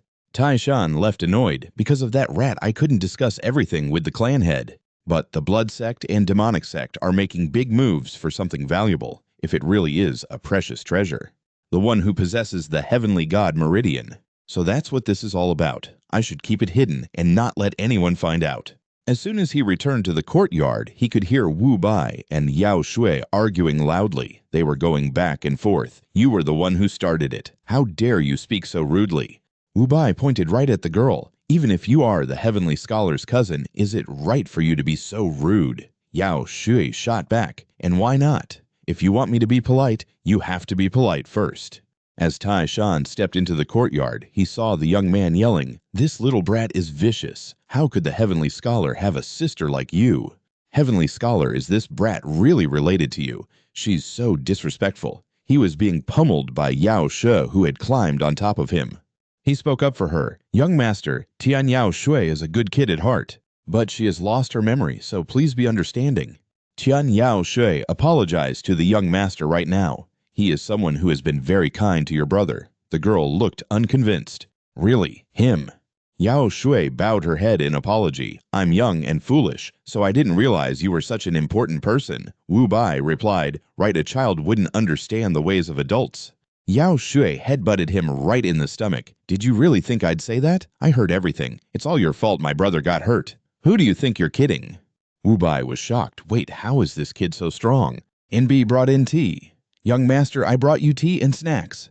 The little girl happily ran out to get the tea and cakes. Meanwhile, Wu Bai was confused. Is it because I haven't been sleeping these past few days? It hurts so much. He asked, young master, how did your meeting with Miss Zong go?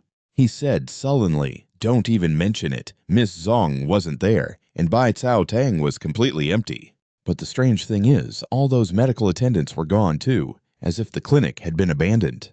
Tai Shan was surprised the clinic was completely empty. He thought to himself, Bai Cao Tang closed down, and everyone vanished after Tian Yao Shui appeared. It's too suspicious, it can't just be a coincidence. And I also don't know what the Mo Jiao and the Shui Jiao are looking for. If it is Tian Yao Shui, can I really protect her? With my Void Palm, I can only deal with second-rate martial artists. Is hiding her really the only way, unless I can find a way to make my internal energy skyrocket? Wu Bai approached from behind to check on him. He asked curiously, Scholar Tian, what are you thinking about so deeply? Tai Shan denied it. It's nothing. He said seriously, Scholar Tian, I am Wu Bai. I will listen to your worries. He asked suspiciously, young master, are you having a headache? He gently rubbed his abdomen. How did you know? Ever since the last martial arts tournament, my chest has felt tight, and I feel a stream of true qi blocked inside me. Tai Shan was thrilled perfect just in time. Wu Bai was suspicious. Just in time. I mean, it's lucky we found it before it was too late. He said with a bright smile, the essence of Wu Gu Jing has now ripened. He calculated inwardly. I'll take that stream of energy right now. Wu Bai noticed his strange expression. But why do you look so happy? He reassured him. Don't worry. I've treated similar symptoms before. At Tian Tai Shan's residence, Wu Bai was sitting inside receiving his help. Tai Shan was behind him, channeling his internal energy into his body. A stream of spiritual energy radiated from his palm. It shone brightly, and he looked full of anticipation. The spiritual energy gradually entered Wu Bai's body from his palm. He felt a sense of clarity. Scholar Tian, my head feels so clear, the feeling of blockage is completely gone. When my mind is this clear, I can achieve many breakthroughs in my cultivation. I can't hold it in anymore. From behind, he advised, you shouldn't get up so suddenly. Wu Bai rushed to the door. Wait, hold on a moment, Scholar Tian. He thought to himself, then I'm off to seek my enlightenment, although young Master Wu Bai's actions are still immature. But whenever it comes to martial arts, he is always sincere. The spiritual energy residing in his body had absorbed the fortune star of Ping Su Chun and the Wu Gu Jing spiritual energy of Nangong Wu Bai intertwined. It's just like what I once read in a mystic manual. Only the Tian Wu Sheng Ti can manifest the spiritual energies of the Qi Xing and the Qi Xian. The Qi Xing spiritual energy will soon grant me a new ability. The first ability was the Void Palm, which took me a while to realize. But the second ability is easier to recognize because my body reacts first. Tai Shan looked at the spiritual energy glowing on his fists. Is this the power? He glanced around the room. Tai Shan's gaze fell upon the boulder here. He walked over and touched the boulder. Tai Shan was eager. I want to confirm it right away. A boulder of this size would probably take 3 or 4 martial artists to move. But if this new ability is life force, then this boulder, I could probably push it aside by about a meter. Tai Shan is channeling his strength into his hands, spiritual energy radiating from his dantian. Tai Shan uses his strength to lift the rock. The massive boulder was lifted. Even after lifting it, Tai Shan is still stunned. What? Just with enough strength to pull weeds, yet I lifted this thing so easily. Then with this kind of power, perhaps I should try holding a sword for once. His smile slowly turns dangerous. Tai Shan sets the boulder down. He finally realizes this is why they say that obtaining the entire Qi Xing Yuan Qi makes one like a god. Just 2 streams of origin Qi have revealed this much power. Tai Shan thinks about the Qi Xing Yuan Qi.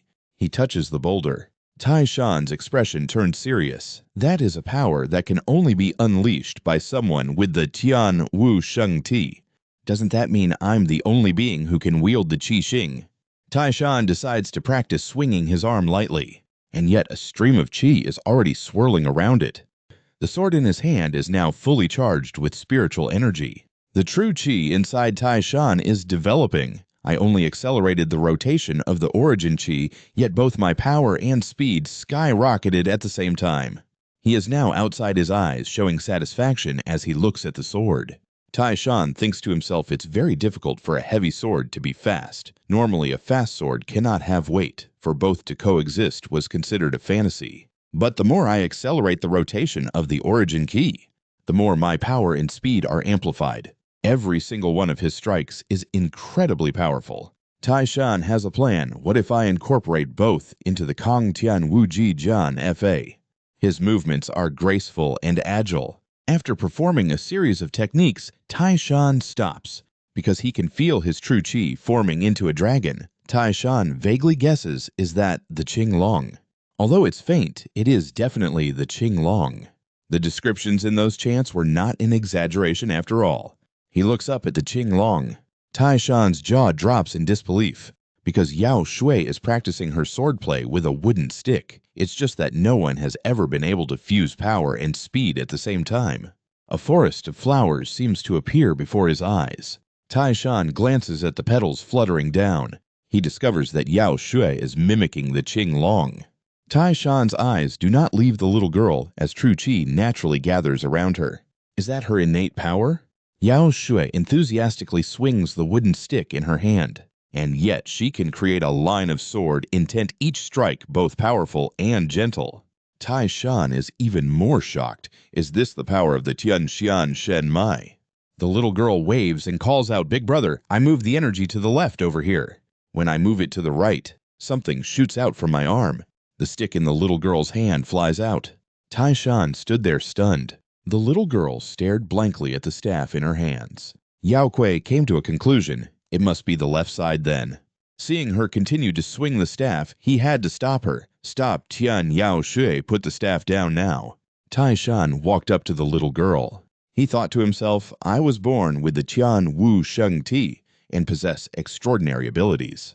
But this girl's talent far exceeds what I would even consider talent. She skips the entire process of understanding and analyzing the oral formulas, learning it with just a glance, a truly world-shaking talent. Yao Shui was using the staff to draw two human figures. Tai Shan believed it to be true. If this talent were discovered by the Ju Da Men Pai or the Wu Da Shi Jia, no, even the Wu Lin Meng wouldn't leave her alone.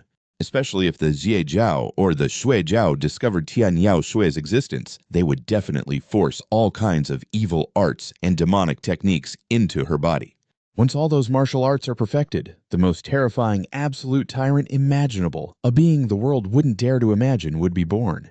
Yao Shui was still brandishing the staff in her hand. He snatched the staff back. "Tian Yao Shui, promise your big brother one thing.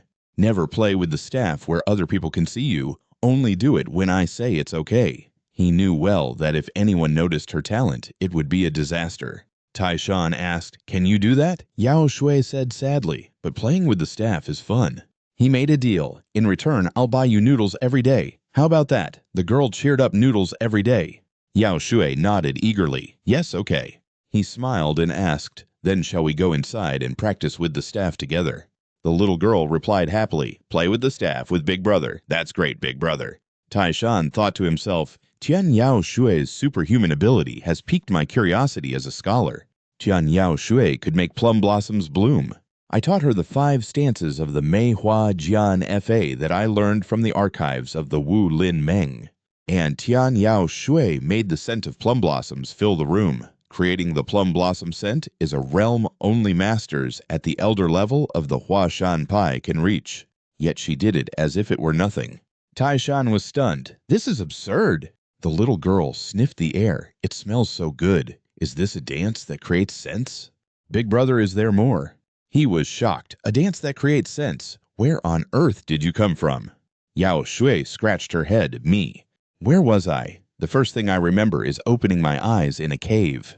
There was a lot of cold white stuff on me. Tai Shan figured it out. Cold white stuff? Doesn't that mean you came out of ice? The little girl confirmed. That's right.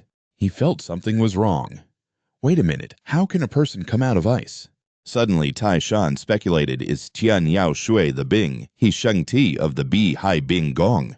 The girl was now continuing to swing the staff. Behind her, he was numb with shock. Is Tian Yao Shui really the Bing he Sheng Ti? If she is the Bing he Sheng Ti that's in existence, only the high-ranking members of the Juda Menpai and the leaders of the Wu Da Shu Jia have ever heard of. Why would the Bing he Sheng Ti appear here? Tai Shan casually swung the staff a few times. He needed to calm his mind to analyze the situation. Tai Shan pieced it together. I found her on the street and took her in out of pity. Who would have thought she'd be a little sister with such heavenly talent? Does using the energy of nature make her tired? A little sister born with such overwhelming talent, I'm afraid she will never be able to live a normal life. He suddenly slammed his hand on the table. My heart is filled with worry, but I don't know if I can protect her. I completed the 7 stars technique solely to extend my own life, even though I gained superhuman abilities from it. I only ever intended to live the life of a scholar. Yao Shui rested her head on his lap. The young girl clutched the hem of Tai Shan's clothes. She then fell into a deep sleep, mumbling, "Big brother is so yummy." I am determined, but that doesn't mean I'll just hand her over if someone tries to force me. Tai Shan glanced at the girl sleeping peacefully on his lap, knowing she could become the seed of a future disaster. It seems I'll have to use the power of the Tianwu Shengti after all. The next day, while outside, Yao Shui seemed to see flowers blooming up from the ground. She bent down, staring at them intently. Suddenly, there was a noise behind her, and Yao Shui quickly turned around. As Gong Shui walked in, his attention was immediately drawn to the young girl. He slowly emerged from behind a wall. Gong Shui asked, "I've never seen this little one before. Who are you?" Yao Shui shot back, "And who is this old geezer?" He chuckled in reply, "An old geezer, you say? Yes, that's right. I am indeed an old man, and I happen to be the master of this place." The startled girl dropped her stick.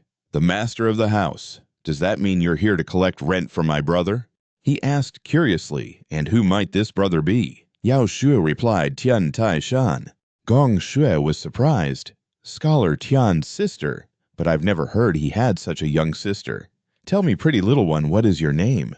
She introduced herself. "I'm Tian Yao Shui, nice to meet you." "What's your name, old man?" He introduced himself. "This old man is named Nangong Shui."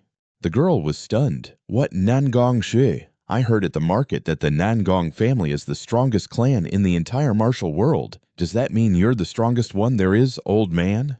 He replied modestly, "That's high praise, but there are many people in this world who are stronger than I am." Just then, Tai Shan came running out. "Lord Patriarch, what's going on? Are you here to see the young master?" He answered, "I was just coming to pay a visit to Scholar Tian, but I happened to run into this adorable young lady, and we started talking." Tai Shan said apologetically, "Forgive me, Lord Patriarch. Yao Shui is my cousin. She had an accident on her way here and lost her memory. She may look fine on the outside, but I believe the shock was so great that she's even forgotten her etiquette." Gong Shui finally understood. "Is that right? No wonder things felt a little strange, but looking at her reminds me of when my own children were young, so I don't mind at all. Seeing this little girl reminds me of Wu Bai when he was a child, and it brings me a strange sense of joy." Tai Shan prompted Yao Shui, "Why don't you go inside and have some buns?" The girl's eyes lit up buns. Yao Shui happily skipped away, chanting under her breath, "Buns, buns." Gong Shui chuckled behind them. "Her name is Yao Shui, is it? I've never in my life seen such an adorable child." Tai Shan went back to have breakfast with her. Afterward, he had Yao Shui pay her respects to the portrait of 3 people hanging on the wall. Later, as dusk fell, Gong Shui stood watching. Wu Bai was still training tirelessly, showing no signs of fatigue. He thought to himself, "My boy is so absorbed in his training that he hasn't even noticed his father has returned. Very commendable. Let's see just how much he has improved recently." Meanwhile, Wu Bai was preparing to execute a new technique. His expression turned grave. He unleashed a sword strike filled with immense power. An explosion of qi brilliantly lit up the area. Gong Shui was astonished. The combination attacks of his Chang Gong Wu Ai sword technique are so much more fluid now. What's going on here? The blade of his sword was still radiating with Shuang Gong. Wu Bai launched a palm strike. The two palm strikes flew forward. Gong Shu was horrified. The Yang Gong Wu Ai sword style combined with the Tian Lei San Zhang. Isn't that the sixth form Shuang Long Po Shan? He cheered happily. I did it. Just then Bai Wang realized someone had been watching. Looking at Gong Shu opposite him, he exclaimed, "Father!" A plume of mist shot up into the air. Bai Wang stopped and called out, "Father!" Gong Shu praised him. "You've improved so much in such a short time." The boy asked anxiously, "Father, are you all right?" He answered casually, "An attack like this could never touch me." "But how did you achieve such a great feat in such a short time?" Bai Wang explained. "Actually, it was mostly thanks to scholar Tian Shi's help. Shuang Long Po Shan is a sword chi that winds around a mountain range. But my internal energy was disjointed, so I was stuck. That's when scholar Tian Shui Shi said one thing. Right hand, the Yang Gong Wu Ai sword style. Left hand, the Tian Lei San Zhang." Gong Shu was shocked. He even figured out how to use two non-conflicting ultimate techniques at the same time. Such insight is truly worthy of the Yi Men Shi Shi. He cleared his throat and coughed a few times. Bai Wang asked curiously, "Is something wrong?" He praised him. "No, you've mastered it brilliantly, up to the middle part. But there's still the final part, so from now on, you must rely on real combat and experience." The boy was surprised. Real combat. Gong Shui confirmed. "That's right. There are reports that the Shui Jiao and Mo Jiao are running rampant. The non-Gong Chi Ma Dui has already started hunting them down. You should join them. It will be very beneficial for your growth." The scene changes to early morning on the Bei Lu. A subordinate reported, "I didn't see any suspicious men looking for a little girl." Bai Wang tossed the man some money. "Right, you've worked hard." He was fixated on two names, Shui Jiao, Mo Jiao. Meanwhile, the man ran off happily. "Great, let's go get some meat." He was determined to find them. There had to be a trace. "They're operating more cautiously than I thought." "No, they're definitely plotting something. The only way is to wait and see what they do. It would be safer to use this time to teach Yao Shui martial arts." Tai Shan led the little girl to an empty clearing. He took out a sword for each of them. Tai Shan asked Yao Shui, "Do you remember the dance you learned?" The little girl was focused on her food. "These buns are so delicious." He sighed. "Can you focus a little? Do you remember what I said this dance was?" Yao Shui replied, "It's a secret dance, a dance to stop others from catching me." He checked again. "That's right. So, are you normally allowed to show it to other people?" Yao Shui shook her head. "No." Tai Shan reminded her, "Right, you must never let anyone see it." He stomped on the ground, preparing himself. Then he leapt up to the top of a tall tree. Tai Shan requested, "Now, dance just for me." Yao Shui held the bun in her mouth and agreed. Watching her perform the sword style, he pondered. The Yang Gong Wu Ai sword style is one of the 10 great sword styles of the martial world.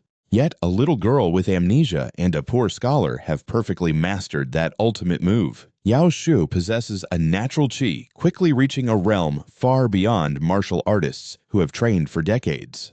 And Tai Shan deploys the sword style using spiritual energy. They both reached a realm in just a few days that martial arts geniuses might struggle their whole lives to attain. Tai Shan believed if we wanted to, couldn't we become the best in the world? The little girl stopped and looked to the side with suspicion. A Qingmu sword flew in from the distance. Tai Shan quickly blocked it. The wooden sword was blocked, veering off towards a boulder. Yao Shui was still stunned, not understanding what was happening. He warned her carefully. "Remember to be careful." The wooden sword had shattered into pieces. Tai Shan warned her, "When you practice your swordplay, even a mosquito has to watch out, because leaving any trace will attract those foul-smelling people." The little girl reacted with disgust. "Those foul-smelling people, I hate them so much." He urged her, "Let's go down the mountain now. Do you want some noodles?" The little girl replied, "No, I want steamed buns." Tai Shan was surprised. "Steamed buns again." Yao Shui whined, "But I like steamed buns the most." When night fell, he changed into his infiltration gear. Leaving no footprints, Tai Shan moved swiftly across the rooftops. This was because he was using the Gui Ying Shen Fa, a lightness skill from the Wulin Alliance's Scripture Pavilion. In the past, the ghost fairy Gui Xianzi terrified the Jiang Hu with this technique's ghostly aura, which was similar to his own spiritual energy. That's why it was a perfect fit for him. Tai Shan landed carefully on the ground. He peeked inside, and it was just as young Master Wu Bai had said. That young lady had left the clinic a long time ago. He opened each of the cabinets inside to have a look. Tai Shan thought her movements were very suspicious and that he had to investigate her identity. Suddenly there was a sound, and Hua Ying returned carrying Su Bin on her back. She called out worriedly, "Young mistress, please try to hold on." The two injured people were placed on the bed.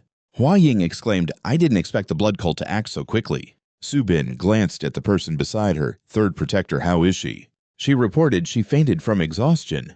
Hua Ying performed acupuncture on Su Bin, but the young mistress's wound was still bleeding. "I can't stop the bleeding." Su Bin sat up. "Let me handle this. You should leave me behind and run." Hua Ying was shocked. "What are you saying?" She replied, "I can't absorb solar chi, so I don't have much time left. Besides, Elder Yu, the blood cult, is also chasing us, and the demon cult will be here soon too."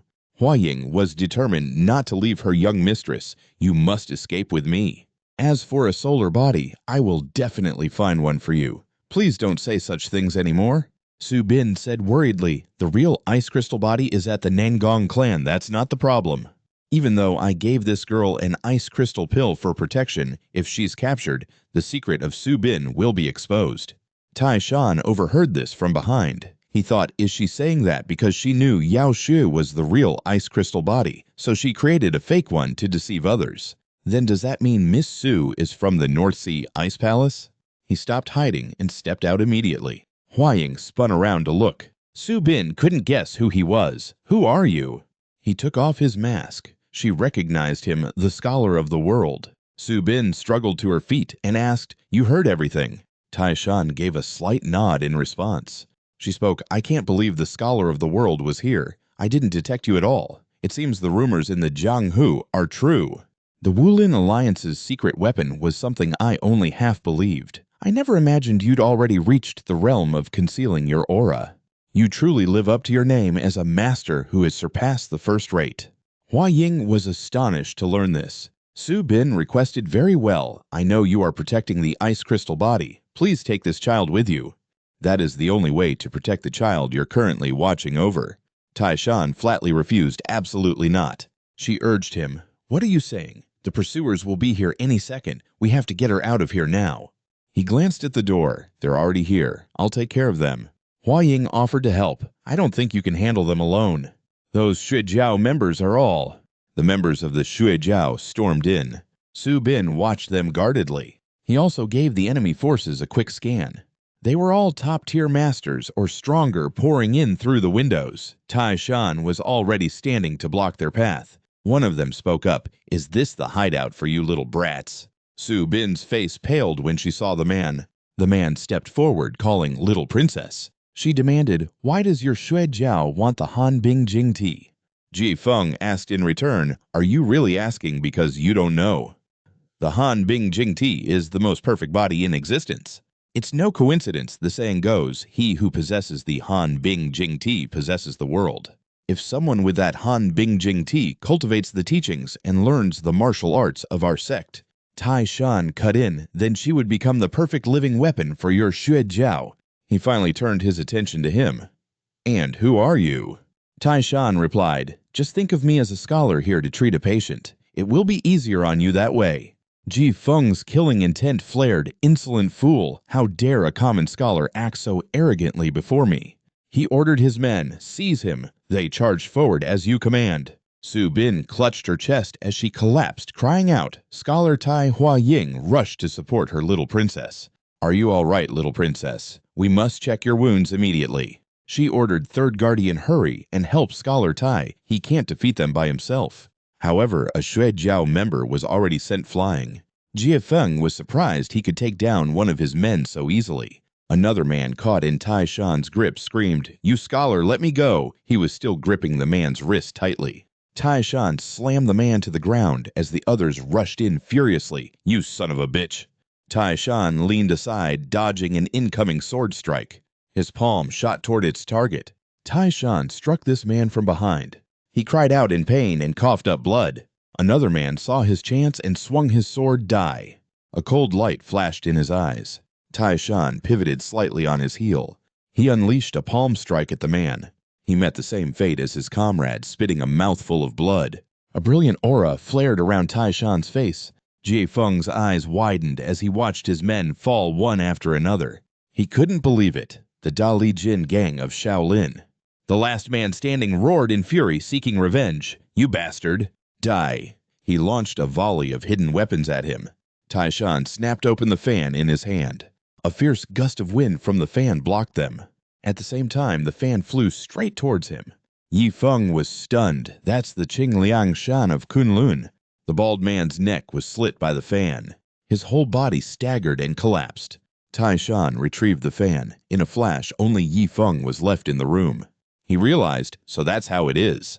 The Dali Jin gang of Shaolin and the Qingliang Shan of Kunlun. Are you the Kong Tong successor that the Wulin Meng has been secretly training? Tai Shan was taken aback. Mi Yi Feng interrupted. It's useless to deny it. Just what kind of martial artist are you to have mastered the skills of both Shaolin and Kunlun at the same time? Tai Shan understood. It makes sense since I used to visit the Wulin Meng's secret archives to research all kinds of martial arts. He tucked the fan into his belt. Well, if you put it that way, it's easy to cause a misunderstanding. Tai Shan added emphatically, especially since the sword art I'm about to use is from the Nangong Shijia. Yi Feng was angered by this attitude. You arrogant fool. Su Fen spoke up. I just want to ask one thing. How did you people know the Han Bing Jing Ti was with me? He sneered. You idiot, who else would dare to leak information about the Han Bing Jing Ti? She had her answer. The Zhang Lao Hui. At that moment, a bloody aura emanated from Yi Feng's sword. Tai Shan was surprised to see this item. He knew its origin. It's the Qi Dao. Using internal energy to hone the blade technique creates the Qi Long Shun Bo Tao. Although it's known in the martial world as a technique of the Dian Kang Pai, the real reason it became so famous is because a disciple killed his master, stole the technique, and then joined the Shui Jiao. He said with a sigh, I never expected to meet the famous Chai Long Dian Kang here. Yi Feng warned, since you know who I am, wouldn't it be better to kneel and beg for your life right now? He found that title ridiculous. Who you are. I don't recall you being that important. He gritted his teeth and shouted, You insolent brat! I'll teach you some manners. A cold glint flashed in Yi Feng's eyes. The sword in his hand also emitted a cold aura. The two opposing sword intents clashed. Facing his power for the first time, Yi Feng was terrified. He could see it. You seem to be panicking, don't you? It makes sense, since this is your first time fighting someone who wields spiritual energy. They continued to exchange a few more blows. Unable to defeat him, Yi Feng cursed internally. What the hell is this bastard? Even when I fought the master from the Nangong Shiji, he never displayed such a terrifying sword art. Does that mean this guy is even stronger than that elder? Impossible, impossible, a mere scholar dares to. Yi Feng attacked him frantically. Tai Shan could feel it. His internal energy is terrifying. On Yi Feng's side, he felt that every clash was like being swallowed by a raging sea of fire. He knew that to win against him, he would have to risk his life. Tai Shan began to pour spiritual energy into his sword. Kang Cheong Wu I Jian Fa. As he slashed the sword, energy took the form of a majestic azure dragon. Yi Feng froze, stunned like a statue. Tai Shan's entire body was enveloped in spiritual energy. A single slash carrying a massive torrent of spiritual energy